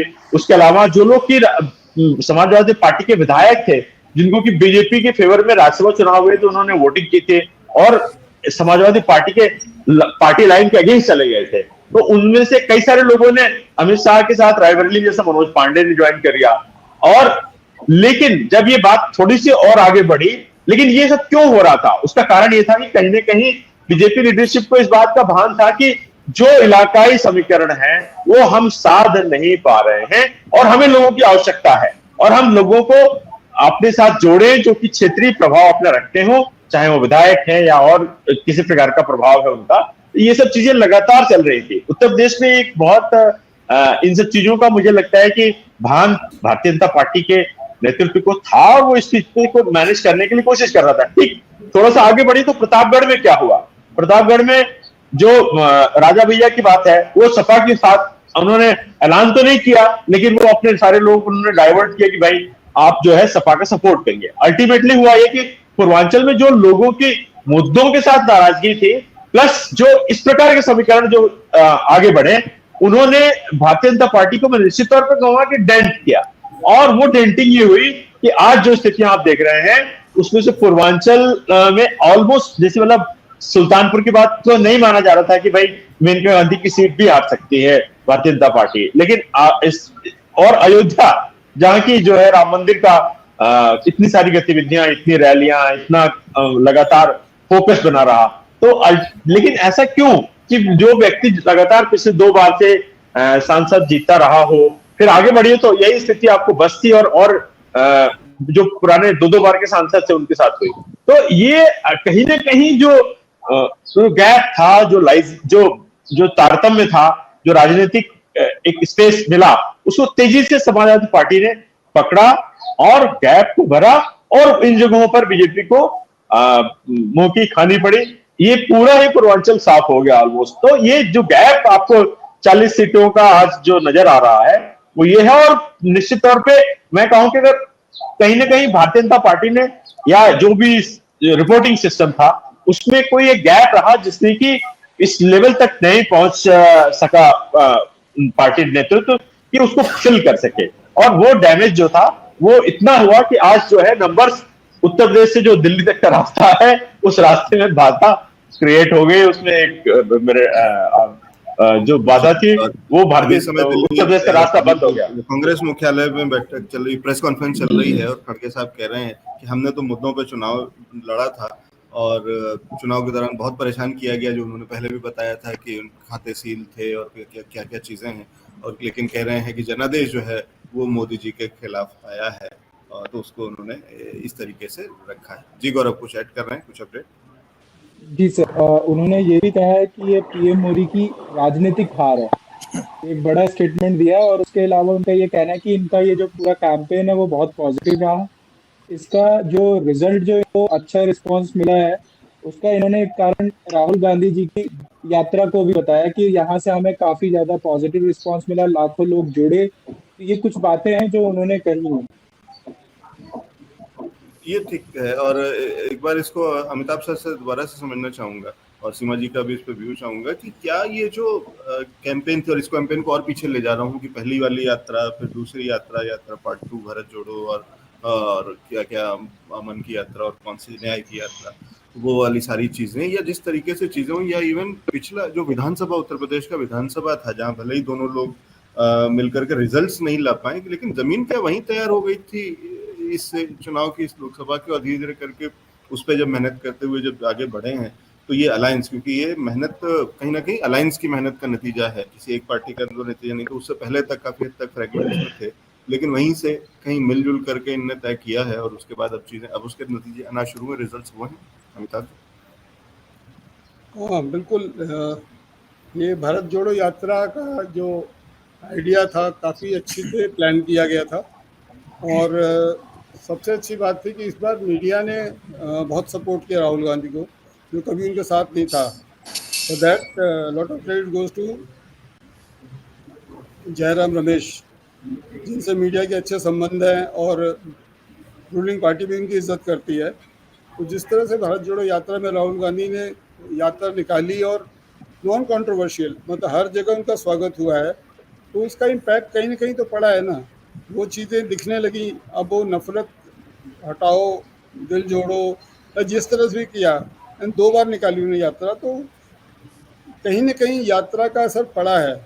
आपको युवराज कह के आपने एक कटघरे में खड़ा कर दिया था, but he was mixing with everybody. हर जगह जा के वो बैठते थे, उनके साथ बातें करते थे, बस में जाना हो, ट्रक में जाना हो, दिल्ली में टायर बनाने के बाद बैठ जाना, वो कहीं ना कहीं इम्पैक्ट पड़ा है उस चीज़ का।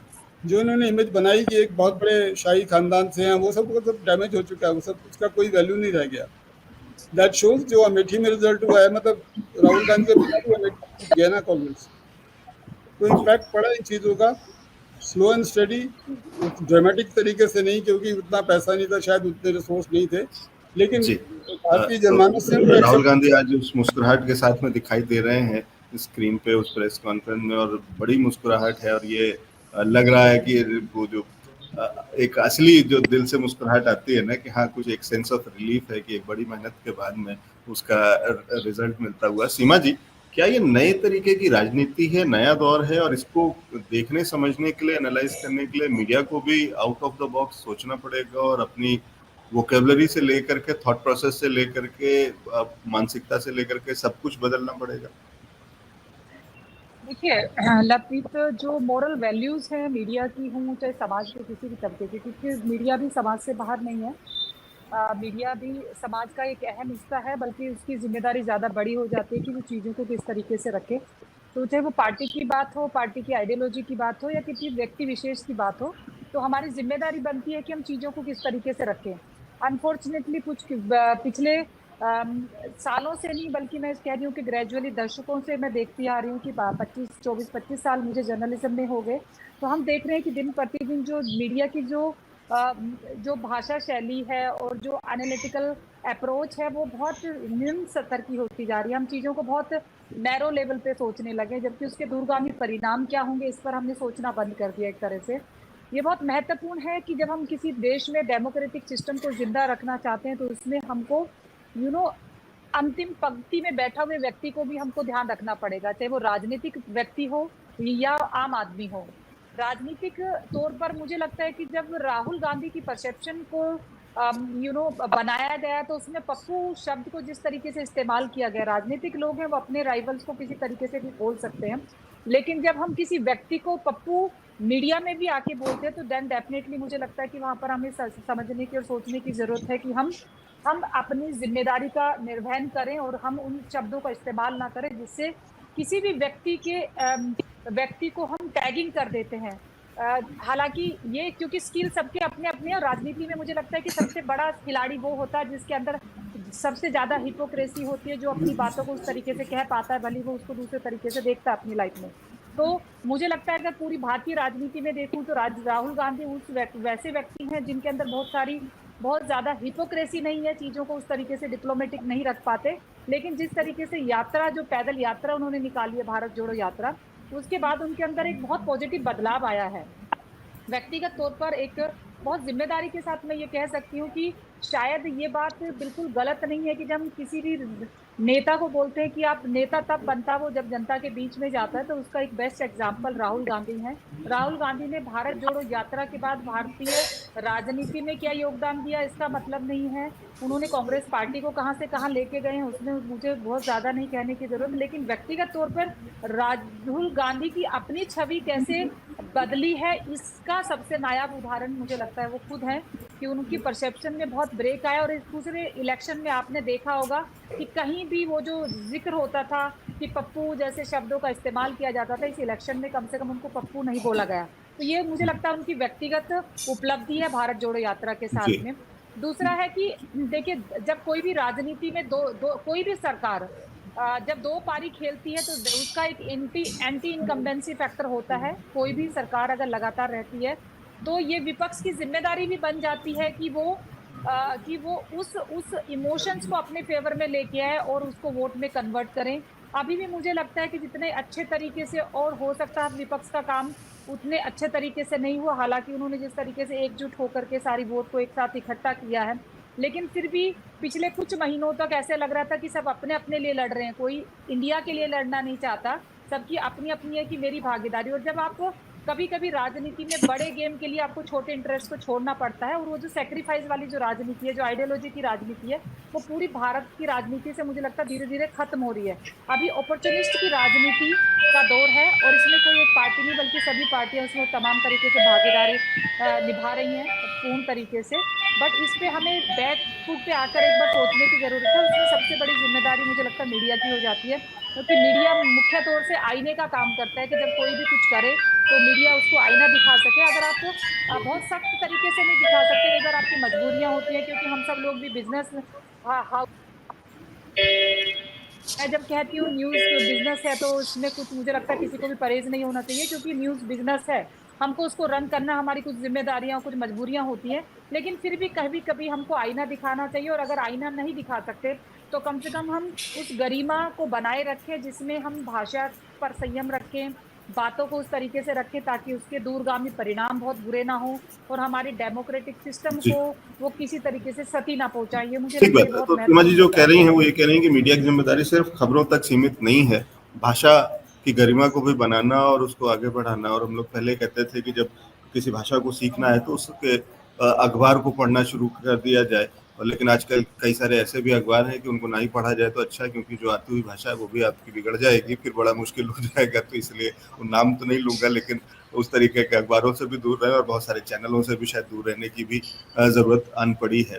और वो जो डिस्टिंक्शन था कि डिजिटल मीडिया या यूट्यूबर्स और वाली चीजें और एक जो मेन स्ट्रीम मीडिया जो जिम्मेदार मीडिया था, तो वहां पे कहीं जिम्मेदारी से भागता हुआ भी नजर आया, तो वो भी एक चैलेंज है। अनुज जी, इस पूरी प्रक्रिया में, क्योंकि अभी राहुल गांधी जी बोल रहे हैं और थोड़ी देर में गौरव जी से मैं लूंगा अपडेट की क्या क्या चीजें कह रहे हैं, लेकिन उससे पहले एक इस क्या ये पूरा एक प्रोग्रेस है, एक तरीके का चेंज है, बहुत अलग तरीके का दौर है जहाँ पे, क्योंकि बहुत सारे कंफ्यूजन हैं इस पूरे कैंपेन के अंदर में कि जब एक और बीजेपी जब शुरुआत करती है तो कहती है कि नहीं युवाओं का दौर रहेगा और 75 साल के ऊपर से हैं जो लोग तो उनको ना तो हम टिकट देंगे और ना हम उनको पद देंगे और मार्गदर्शक मंडल। और जब अपनी बारी आती है तो चीज़ें बदल जाती हैं, फिर बड़ा मुश्किल हो जाता है कहना कि अब ये गारंटी चलेगी कैसे। और बहुत सारी चीज़ें हुई हैं, लेकिन और ये राजनीति है और उसमें कभी कभी मीडिया भी पार्ट हो जाता है, पार्टी हो जाता है, जो कि नहीं होना चाहिए, जो अभी सीमा जी कह रही थी। लेकिन अब क्या स्थिति होने वाली है, क्या चीजें फिर से वापस अलग तरीके से होंगी, कुछ और नया होगा या और एस्केलेशन होगा? मैं इसको अगर वैसे कहूँ कि ये एक तरफ जो चाहे राजनीति थी और चाहे वो मीडिया का जो स्टेटस था, स्टेट था, वो जिस तरीके का हो रहा था, वो गिर रहा था कि चढ़ रहा था, उसमें नहीं जाता है, लेकिन कहीं ना कहीं एक तरफा हो रहा था, वो क्या उसमें बैलेंसिंग एक्ट आएगा और बहुत सारी चीजें वापस से अलग तरीके से घूमेंगी? देखिए, अगर यूपीए का फेज याद कीजिए तब भी मीडिया पर बायसनेस के आरोप लगे थे और बहुत सारे मीडिया के बड़े पत्रकार जो थे वो इन्वॉल्व पाए गए, कई सारे स्कैम में भी उनके नाम आए। एनडीए के दौर में कम से कम इस तरह का नहीं आया, बायसनेस तो जरूर दिखी, लेकिन कई सारे चैनल प्रो यूपीए भी रहे, प्रो इंडिया गठबंधन भी रहे, कम रहे हैं, लेकिन सोशल मीडिया पे यूट्यूब चैनल पे इंडी गठबंधन के पत्रकारों ने धूम मचा रखी थी, उनकी बड़ी अच्छी फॉलोइंग थी। तो अब मीडिया के साथ न्यू मीडिया दोनों का एक मुझे लगता है रोल है और दोनों ने अपना अपना रोल निभाया। 2014 में जब बीजेपी आई थी तो उसने सिर्फ सोशल मीडिया के थ्रू सारा खेल अपना कैंपेन किया था। उस समय जो मेन स्ट्रीम मीडिया था उस पर यूपीए ने एक तरीके से अपना प्रभुत्व जमा रखा था। जैसा अब 2024 में डिस्कस कर रहे हैं कि अब एनडीए का ज्यादा प्रभुत्व है और तो उसका रिवर्स फायदा इस बार इंडी गठबंधन ने लिया, उसने सोशल मीडिया का पूरा यूज किया। तो ये गेम जब भी जो भी रूलिंग गवर्नमेंट होगी, मीडिया को जो भी, चाहे इलेक्ट्रॉनिक मीडिया हो चाहे प्रिंट मीडिया हो, इवन सोशल मीडिया भी हो, सबको गवर्नमेंट के साथ तो एक ट्यून बनाकर रहना पड़ेगा, क्योंकि अल्टीमेटली उन्हें सर्वाइव करना है, उनकी एडवर्टाइजमेंट चाहिए होते हैं। तो ये थोड़ी बहुत तो एक बायसनेस रहती भी, और अल्टीमेटली अगर पब्लिक जिसको जिता रही है तो उसके लिए और उनको फेवर करना एक कोई गलत भी नहीं होता, क्योंकि पब्लिक सपोर्ट उस सरकार के साथ में होती है। तो उसमें बायसनेस कहना भी मुझे थोड़ा सा गलत लगता है। अगर आप हमेशा ही सरकारों के खिलाफ रहेंगे तो देश में कोई शांति और स्थिरता ही नहीं आएगी। तो जब सरकार मैंडेट लेकर आती है किसी दल की हो, तो उसके साथ मीडिया को ट्यून्ड होने में कोई नुकसान नहीं रहता, गलत नहीं होता। लेकिन जब वो एक अति से ज्यादा करते हैं तो निश्चित रूप से हर जगह आवाज उठनी शुरू होती है। मीडिया उस जगह पर अपनी भूमिका बड़ी प्रमुखता से निभाता है। कुछ पत्रकार या कुछ इंडिविजुअल मीडिया चैनल या न्यूज़पेपर के मालिक हो सकता है अपने अपने हितों की वजह से कॉम्प्रोमाइज कर जाएं, लेकिन मोर और लेस आज भी अगर देश में लोकतंत्र कायम हो तो उसमें सबसे बड़ी भूमिका अगर है तो मीडिया की है। हम बेबाकी से सारे उनका इन्वेस्टिगेशन भी कर लेते हैं, आरोप भी लगा देते हैं, उनकी सच्चाई भी उजागर कर देते हैं, बिल्कुल बखिया भी उधेड़ देते हैं। तो मीडिया जब अपनी पाता है किसी को नहीं बख्शता। और आज भी अगर इंडी गठबंधन को इतनी सीटें मिली हैं तो उसमें मीडिया की बड़ी भूमिका है। उसने कभी भी इतने प्रेशर में रह के काम नहीं किया, जहां गड़बड़ी हो उनको उजागर भी किया। अब वो उसका वो मैं तो नहीं लेना चाहूंगा उसका क्रेडिट, लेकिन विजय जी, मीडिया की क्या भूमिका रही, और कुछ मीडिया का मतलब परसेंटेज में अगर 90% हो जाता है तो बड़ा मुश्किल है, तो उन चीजों पे नहीं जा रहे। लेकिन एक चीज कह रहा हूँ कि क्या कांग्रेस या क्या जो विपक्ष है उसने भाजपा का टेम्पलेट से सीखना शुरू कर लिया? थोड़ा स्लो स्टूडेंट हो सकता है कि देर में सीख रहे हैं, स्लो सीख रहे हैं, लेकिन कहीं ना कहीं 10 सालों में आकर के सीख गए और इस बार वही स्ट्रेटेजी और वही सारी चीजें पलट करके जब रख दी तो फिर बीजेपी के लिए या एनडीए के लिए मुश्किल हो गई, क्योंकि बहुत सारी चीजें इस बार digital media, mainstream media की जगह सोशल मीडिया या डिजिटल मीडिया का मेजर इस्तेमाल किया गया पूरी यात्रा के उसमें। कहीं पे भी मेन स्ट्रीम मीडिया को तो कहीं इन्विटेशन तो क्या एंट्री तक नहीं थी, और सारे डिजिटल मीडिया के और यूट्यूबर्स को लेकर के उनके साथ में सारे लंबी लंबी चर्चाएं और सारा कुछ कंटेंट, सब कुछ मतलब बहुत सारी चीजें, यानी विपक्ष ने अपना फोकस वहां पे कर लिया। और क्या उसका फायदा मिल रहा है? और अगर इस तरीके से सीख रहे हैं तो क्या ये ऑपरेशन लोटस से भी सीख गए होंगे और वो भी यहाँ पे उसका भी एक कहीं अक्स देखने को मिल सकता है, क्योंकि यहाँ पे अब स्थिति वो वाली भी आ सकती है कि जहाँ उस तरीके की चीजें होंगी। लवनीत जी मैं ड्रॉप तो देखिए लवनीत जी, असल में सोशल मीडिया ने जो एक्सपेंशन दिया है और जो स्पेस दी है, इसमें कोई दो मेरी आवाज आ रही है? जी जी आ रही है।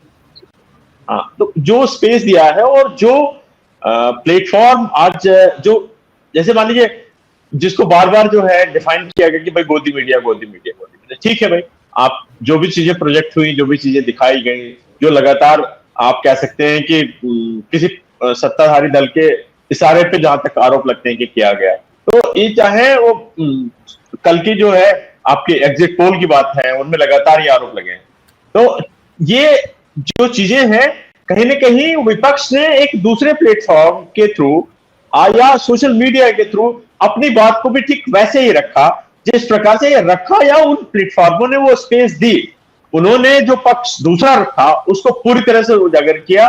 और ये एक बैलेंसिंग एक्ट भी मैं कह सकता हूं, इसमें कोई दो राय नहीं है कि एक तरफ अगर कुछ चीजें टेलीविजन पे दूसरे तरीके से चल रही थी, तो सोशल मीडिया या टेलीविजन से निकले हुए पत्रकारों ने ही उन चैनल्स पे दूसरे पक्ष को भी उसी मजबूती के साथ रखा, जिससे कि जो अपोजिशन था, अपोजिशन को भी वो अपनी बात या अपोजिशन की ओर से वो बात रखने का एक मौका मिला और वो चीजें लोगों तक पहुंची। मैं कहूं कि अगर ज्यादा बड़े स्तर पे पहुंची तो इसको अदरवाइज आप न मत लीजिए। उसका कारण ये है कि वो ज्यादा पॉपुलर मीडिया हो चुका है आज की डेट में। आज जो है, मैं जिन जगहों पर टेलीविजन पे लोग इंटरेक्ट नहीं कर रहे हैं, वो वहां पर बैठे हुए अपने मोबाइल पे ऑनलाइन सारी एक्टिविटीज को कहीं बड़े आराम से बैठ के देख रहे हैं और हर सेक्शन उसको उसके साथ जुड़ा हुआ है। ये बदलाव जो है और जिस प्रकार का इस्तेमाल है, कह सकते हैं आप, जिसको कि आप ऑपोजिशन की बात कह रहे हैं, तो ये मैं सोचता हूं कि स्वतः भी हुआ है, कुछ बहुत थोड़ा इन्फ्लुएंस भी हुआ होगा निश्चित तौर पे, कहीं ना कहीं से कुछ ही लोगों को ये इन्फ्लुएंशियल इफेक्ट वहां पर मिले होंगे कि जो कि अपोजिशन पार्टियों में जुड़े हुए लोग हो सकते हैं या उनके प्रचारों से प्रभावित हो सकते हैं या उनके लिए काम कर सकते हैं। अगर टेलीविजन मीडिया में खुले तौर पर इस प्रकार का प्रोजेक्शन की बात आ सकती है और ये बातें, स्टोरीज रिपीट हो सकती हैं, तो वहां भी ये सब पॉसिबल है। लेकिन इसके बावजूद जो बड़ी बात है कि लोगों ने कैसे लिया। भाई हम जो भी अपना रोल कर रहे हैं वो कर रहे हैं, इन पब्लिक तो डिसाइड करती है ना, वो तो ये देखती है ना कि कौन सी जगह से क्या चीज आ रही है और इसका मतलब जो है क्या निकाला जा रहा है। तो उन्होंने, जो पब्लिक है वो चीजों को अपने तरीके से एनालाइज करती है, वो अपने तरीके से चीजों को उठाती है और हर वक्त ये ना माना जाए कि हम जो चीज पुटअप कर रहे हैं वो उसी स्पिरिट में और उसी तरीके से लेगी, क्योंकि हो सकता है बहुत छोटा सा सेक्शन उसको उसके पीछे की कोई दूसरी स्टोरी बता रहा हो और वो स्टोरी उसको ज्यादा अपील कर जाए।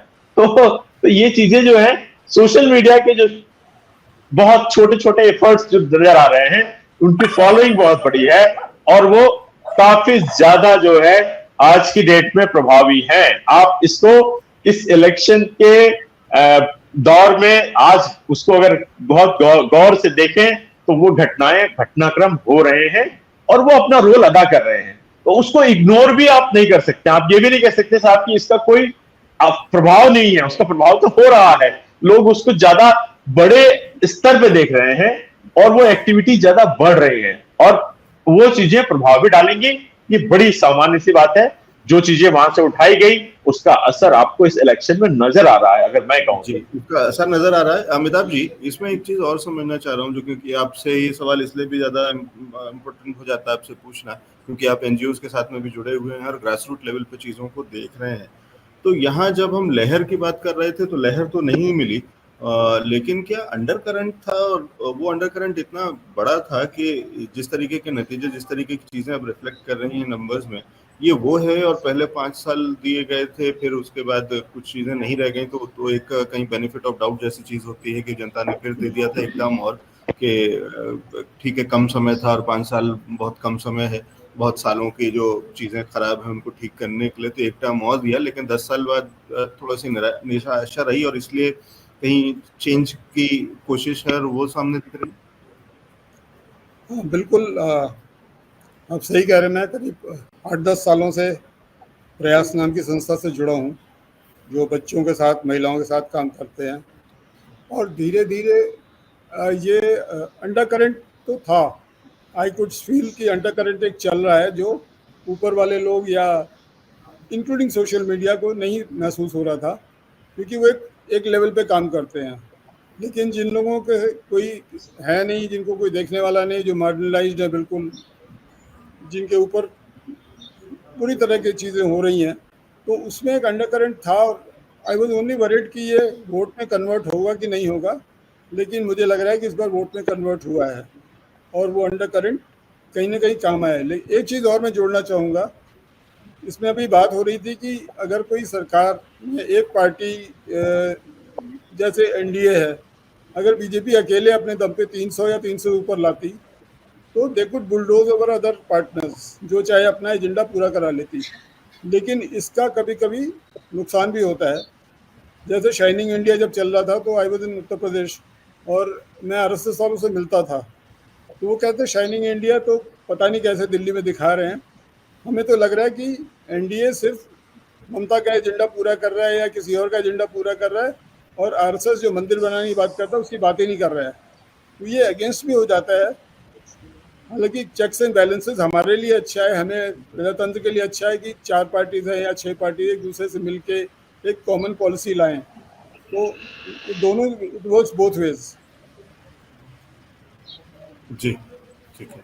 और प्रेस कॉन्फ्रेंसेस का दौर जारी है, चालू है। 7 बजे तो मोदी जी अपने बीजेपी हेडक्वार्टर्स में पहुंचेंगे, लेकिन उससे पहले कांग्रेस ने अपनी प्रेस कॉन्फ्रेंस कर ली है। खड़गे साहब ने क्या बताया था वो आपको हमने सुनवा दिया।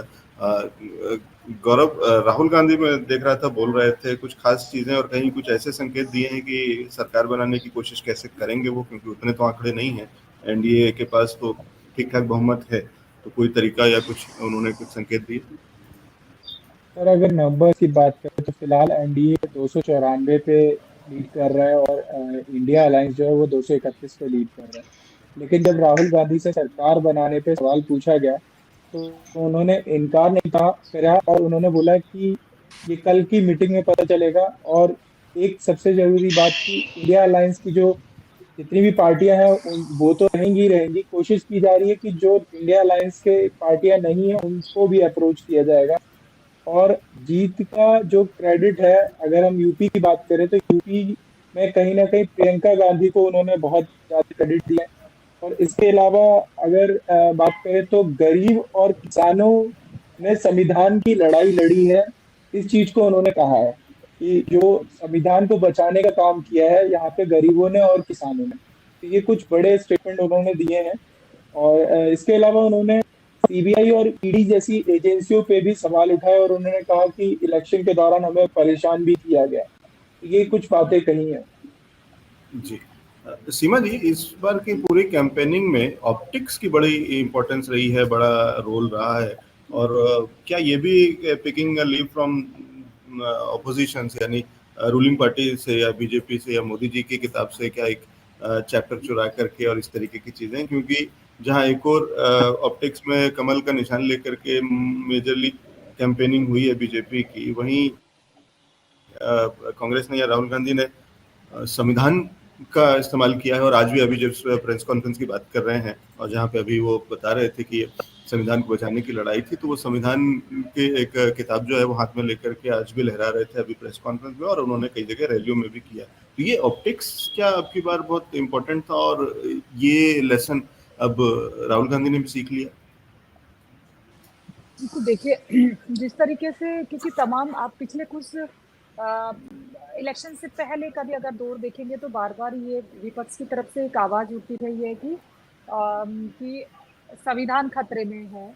ये मैसेज देने की कोशिश की गई है कि जनता को, कि अगर आप किसी तरीके से भी सरकार पूर्ण बहुमत के साथ आती है तो बहुत सारे चेंजेस संवैधानिक तौर पर हो सकते हैं देश में, और जिसमें ओबीसी के मुद्दे को भी लिया गया, बीसी में भी एक मैसेज था कि बैकवर्ड क्लासेस जो हैं कि उनका भी, और उसके साथ साथ जिस तरीके से डेमोक्रेटिक सिस्टम को बदलने पे बार बार बात कही जा रही थी कि ये डेमोक्रेटिक सिस्टम पूरा बदला जा सकता है अगर ये चुनाव, ये आखिरी चुनाव हो सकता है। तो कहीं ना कहीं वो जो पैटर्न्स पहले, आपको याद होगा कि जब 2014 का इलेक्शन था, 2014 के इलेक्शन में मोदी जी ने का जो कैंपेन था पहला, अच्छे दिन आने वाले हैं, आप अगर देखेंगे कि इस बार का जो इलेक्शन था, कैंपेन था जो बीजेपी कांग्रेस का इलेक्शन भी बिल्कुल आम आदमी को फोकस करके था।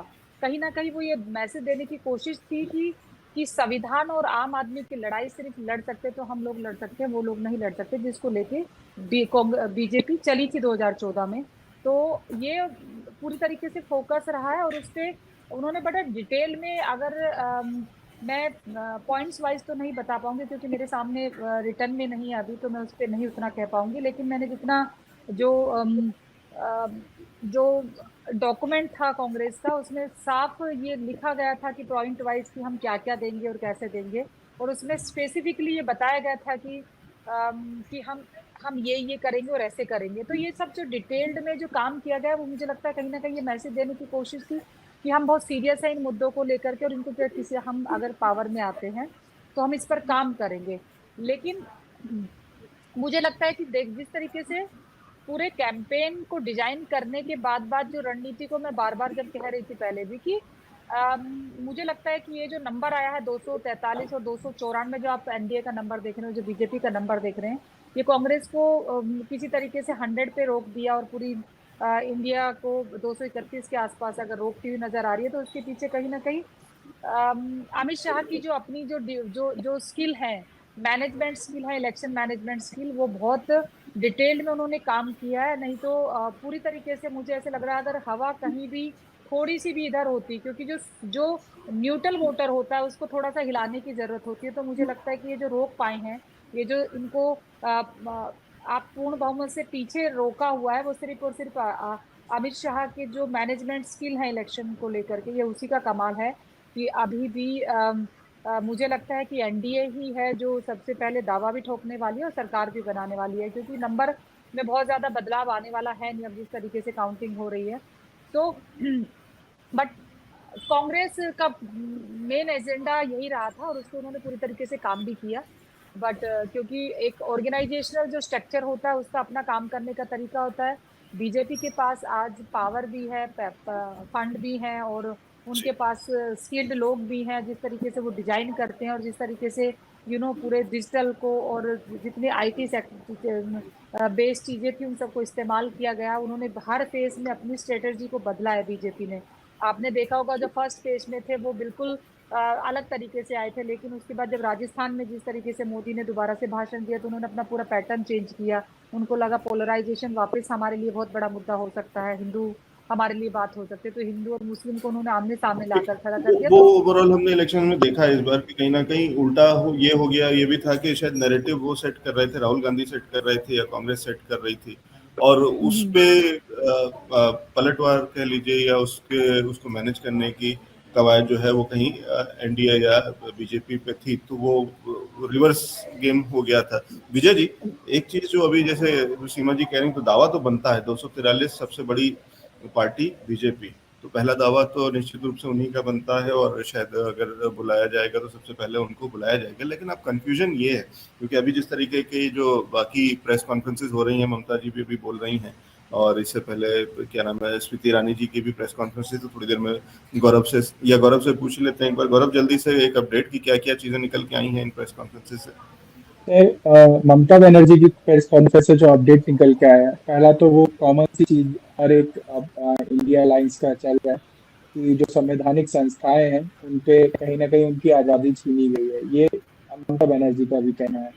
इसके बाद अगर हम बात करें तो उनका ये कहना है कि यहाँ पर इंडिया की जीत हुई है और मोदी की हार हुई है।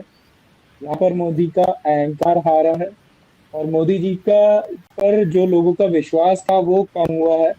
और इसके अलावा उन्होंने बिहार के नतीजों पर बात कही है कि बिहार के नतीजे जो है वो सच नहीं है, ये उनका कहना है।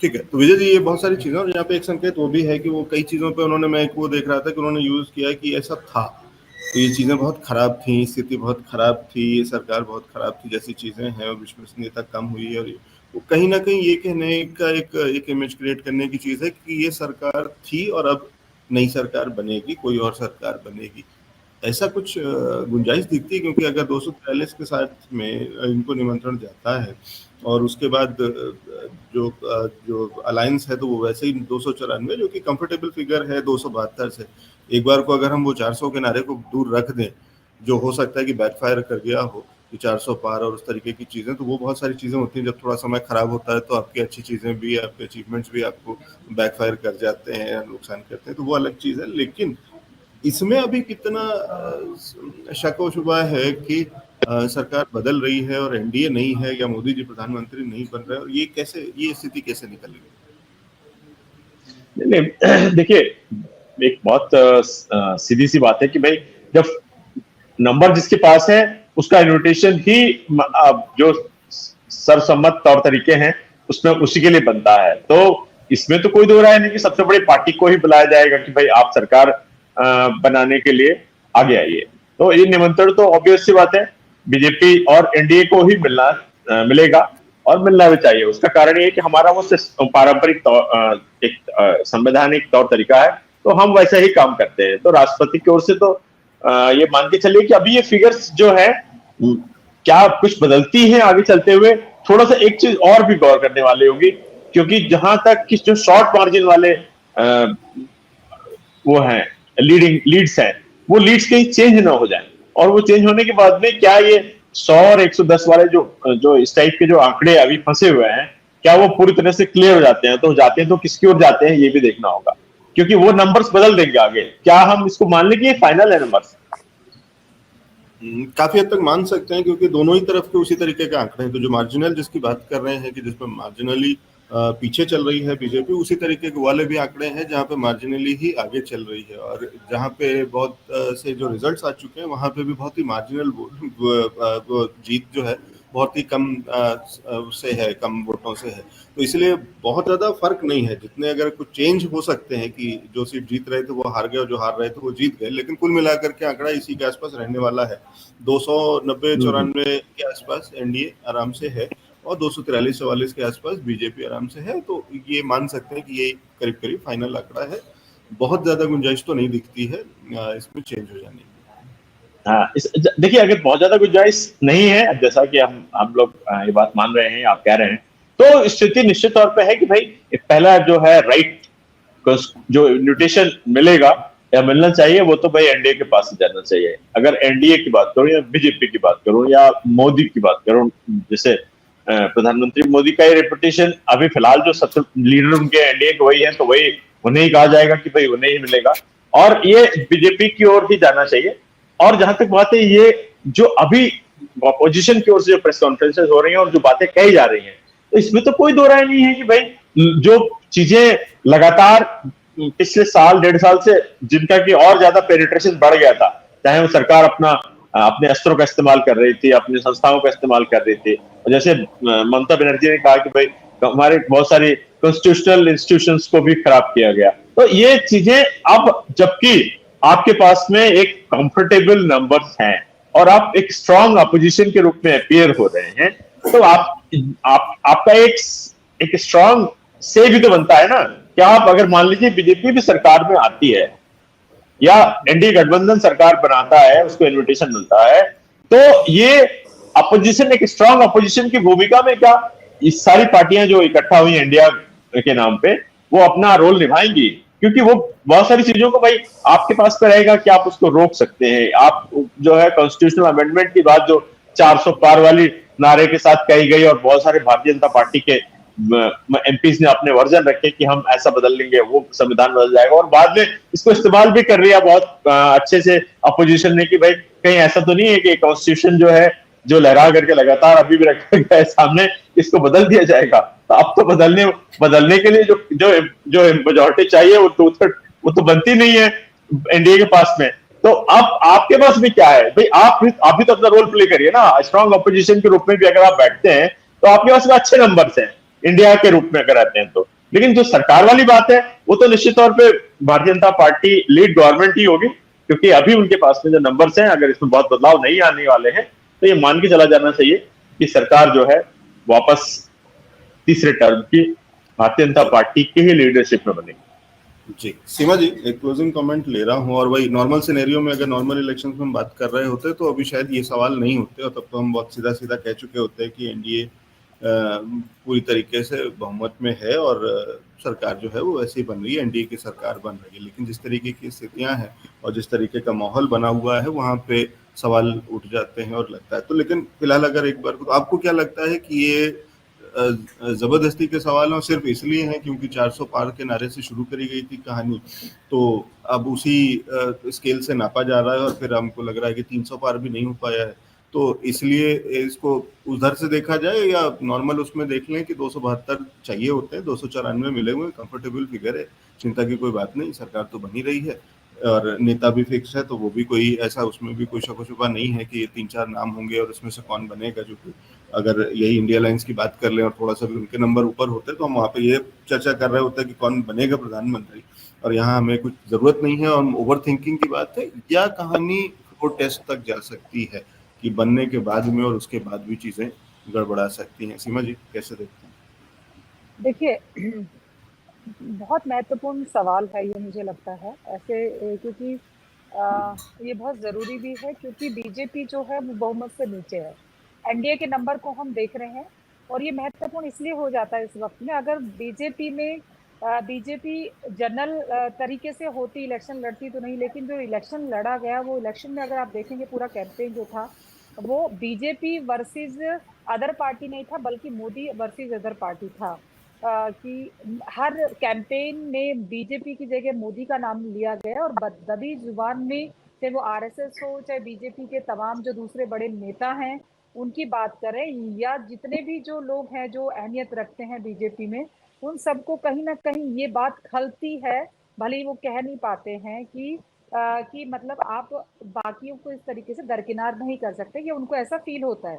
ये मैं नहीं कह रही हूँ, ये ऑफ रिकॉर्ड आप किसी से भी बात करेंगे तो आपको ये बात निकल के आएगी।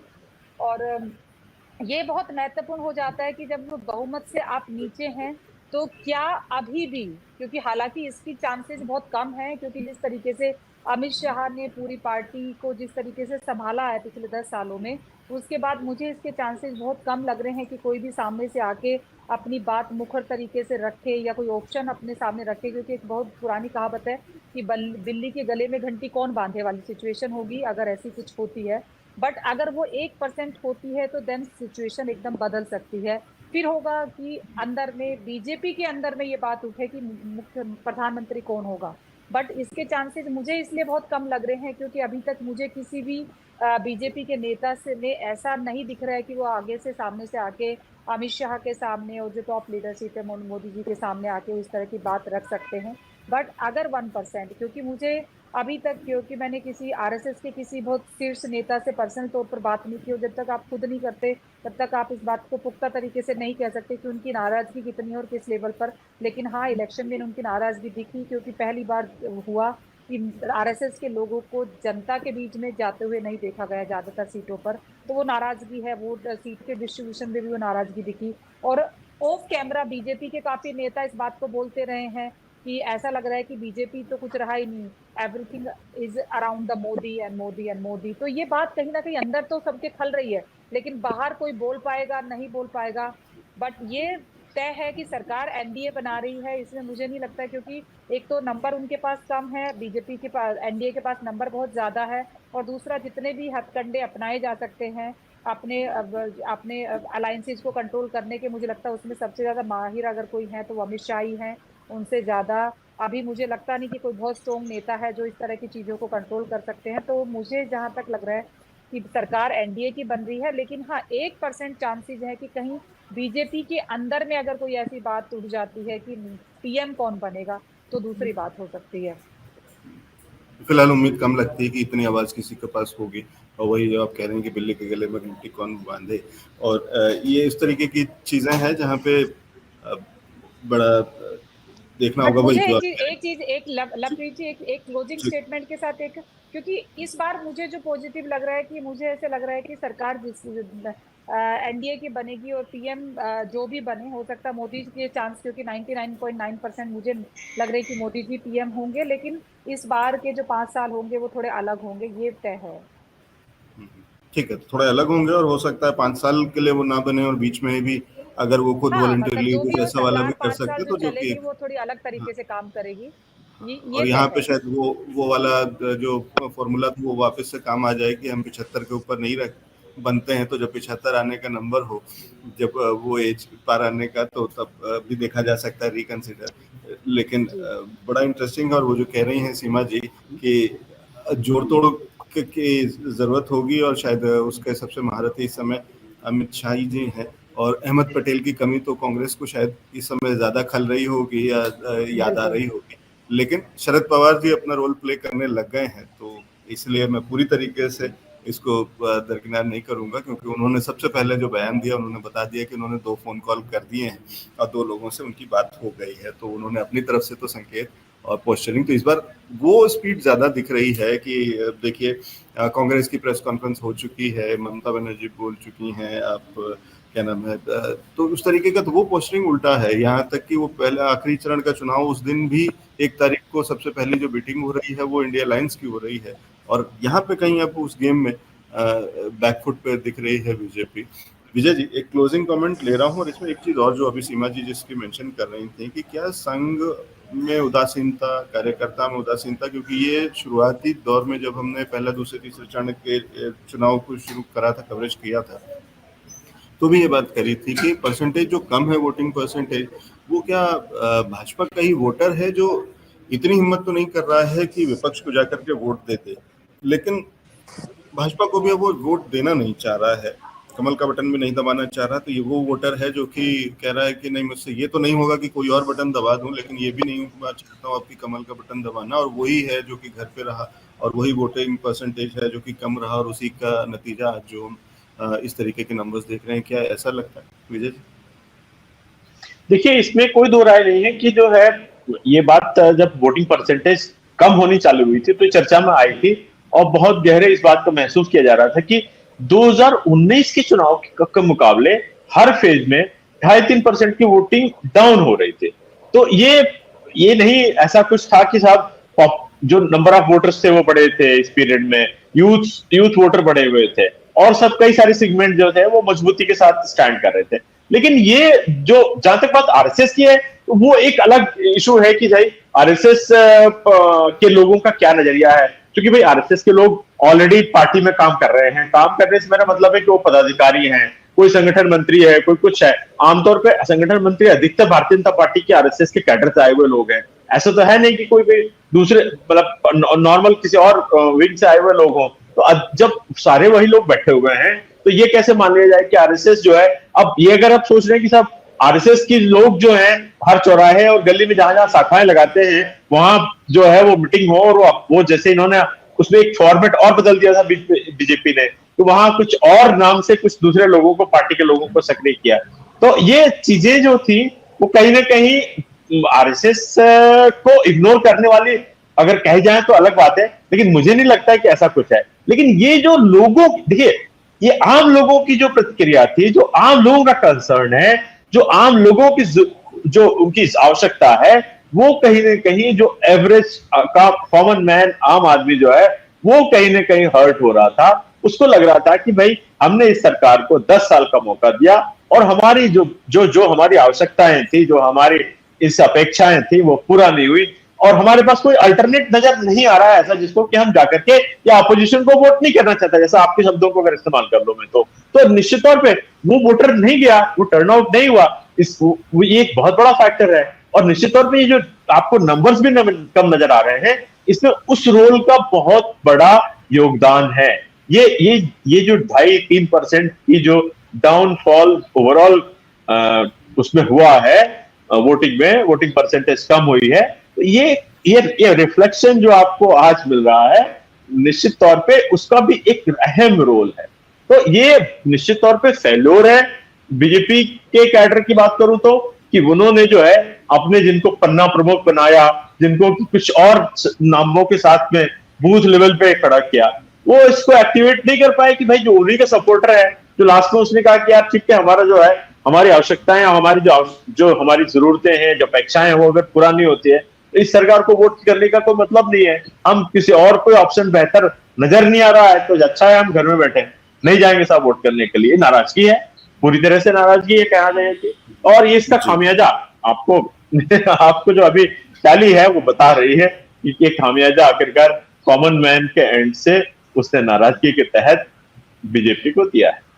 जी, तो नाराजगी तो निश्चित रूप से है, मैंडेट में रिफ्लेक्ट कर रही है, लेकिन वहीं पे उसकी ब्राइटर साइड अगर देखें तो लड्डू किसी के बर्बाद नहीं होने वाले हैं। दोनों ही कार्यालय में दोनों ही तरफ लड्डू तो बांटे जा ही सकते हैं, खाए जा सकते हैं, दोनों तरफ खुशी है। तो ये अपने आप में एक अलग ही राम राज्य जैसी स्थिति है कि हारने वाला भी खुश है और जीतने वाला भी खुश है। तो ये इससे तो अगर इसको इस तरीके से देखा जाए तो ये अपने आप में एक ये ज्यादा बेहतर एंगल है। आपकी बात करने से मैं सहमत हूँ पूरी तरह से। राम राज्य ही है, दोनों तरफ से खुशी है, कोई दो राय नहीं है। हाँ, वो अलग बात है कि जहां राम मंदिर बनाया गया वहां पे आप हार गए, तो और बड़े मार्जिन से हार गए अयोध्या की सीट भी शायद, तो जहां तक वाला तो वो भी एक कहानी है। लेकिन इस तरीके की बहुत इंटरेस्टिंग और जबरदस्त बढ़िया इलेक्शन और उसका कवरेज, मजा आ रहा है। अब और ज्यादा मजा आ रहा है। जब शुरुआत अनाउंसमेंट हुआ था तब उतना नहीं था, क्योंकि तब ये था कि सब एक तरफा है, लहर है। लेकिन फिर बाद में अंडर करंट लहर और बहुत सारी चीजें मिक्स होते हुए इंटरेस्टिंग मैच लास्ट बॉल तक जा रहा है। और अभी भी चीजें लगता है कि पिक्चर अभी भी बाकी है, क्योंकि बहुत सारी गुंजाइश है। तो गुंजाइश तो है, भले ही हम वो बहुत तरीकों से एनालाइज करके कहें कि शायद नहीं होगा या हो सकता है, नहीं हो सकता है, लेकिन हम शरद पवार की संभावनाएं तो उसको भी हम बिल्कुल डिनाई नहीं कर सकते हैं। लेकिन राजनीति में संभावनाएं कभी भी कहीं भी कैसे राजनीति में हमेशा बहुत सारी संभावनाएं। बहुत शुक्रिया सही मेहमानों का हमारे साथ में जुड़ने के लिए। Thank you Vijay ji, thank you Seema ji, आपने समय थैंक यू चर्चा में हमारे साथ दिया। Thank you so much. और गौरव के साथ एक लास्ट अपडेट ले लेते हैं। गौरव, इस समय कैसा दिख रहा है आंकड़ा, किस तरीके की तस्वीर साफ हो रही है? अगर कुछ जो नई चीजें, नए अपडेट्स, नए आंकड़े हो तो एक बार दर्शकों के लिए। गौरव, आपकी आवाज नहीं आ रही है, आप म्यूट पे हैं। एक फाइनल टैली 294 के आसपास एनडीए दिख रहा है और 231 के पास इंडिया अलायंस। तो ये स्थिति बहुत देर से है और मुझे लगता नहीं कि ये बहुत ज्यादा बदलने वाली है। जी गौरव।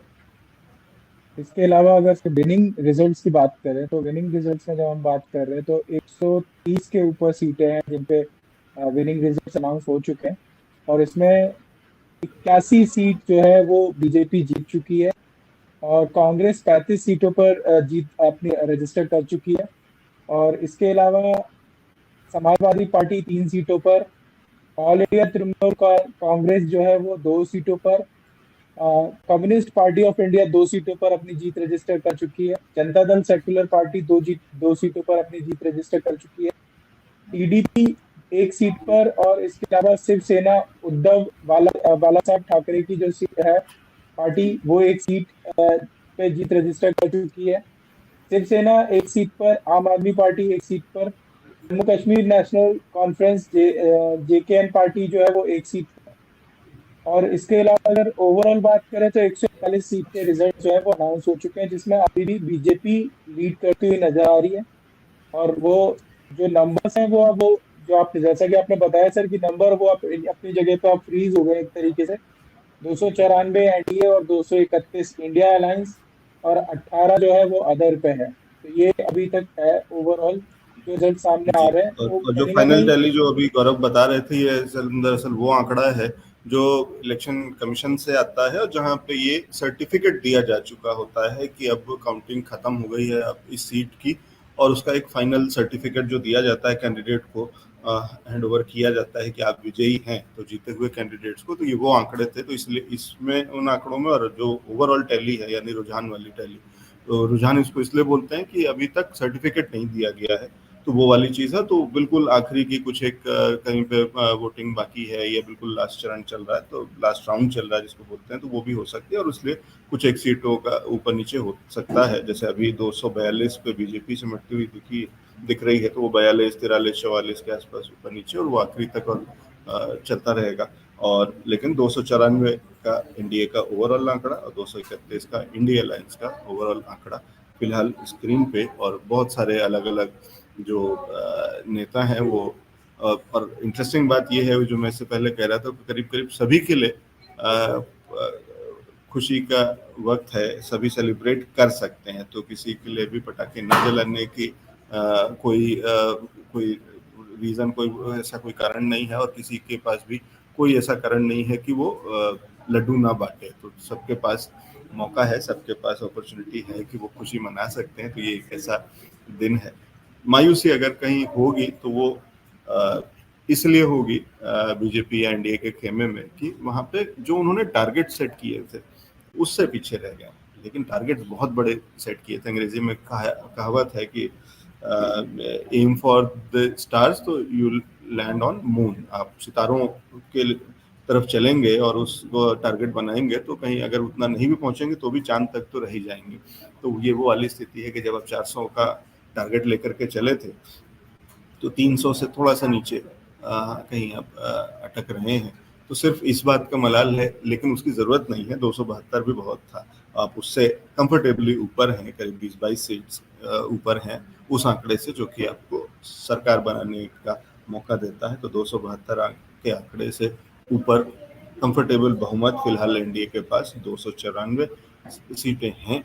इसके अलावा बाकी सारी चीज़ें राजनीति के उस पे हाशिए पे हैं कि राजनीति किस करवट बैठती है और किधर की चीज़ें हो सकती हैं। गुंजाइश है जिसको कहते हैं कि ऐसा संभावना, जो भी हम चर्चा कर रहे थे कि राजनीति में हमेशा इस तरीके की चीज़ों की संभावना हमेशा रहती है, लेकिन गुंजाइश कम है। तो फिलहाल कंफर्टेबल पोजीशन में एनडीए, और देखते हैं कि आगे किस तरीके की चीज़ें होती हैं। लेकिन फिलहाल इस सरकार को दोबारा से आने में तो बहुत ज़्यादा कोई ऐसा शक व शुबा नहीं है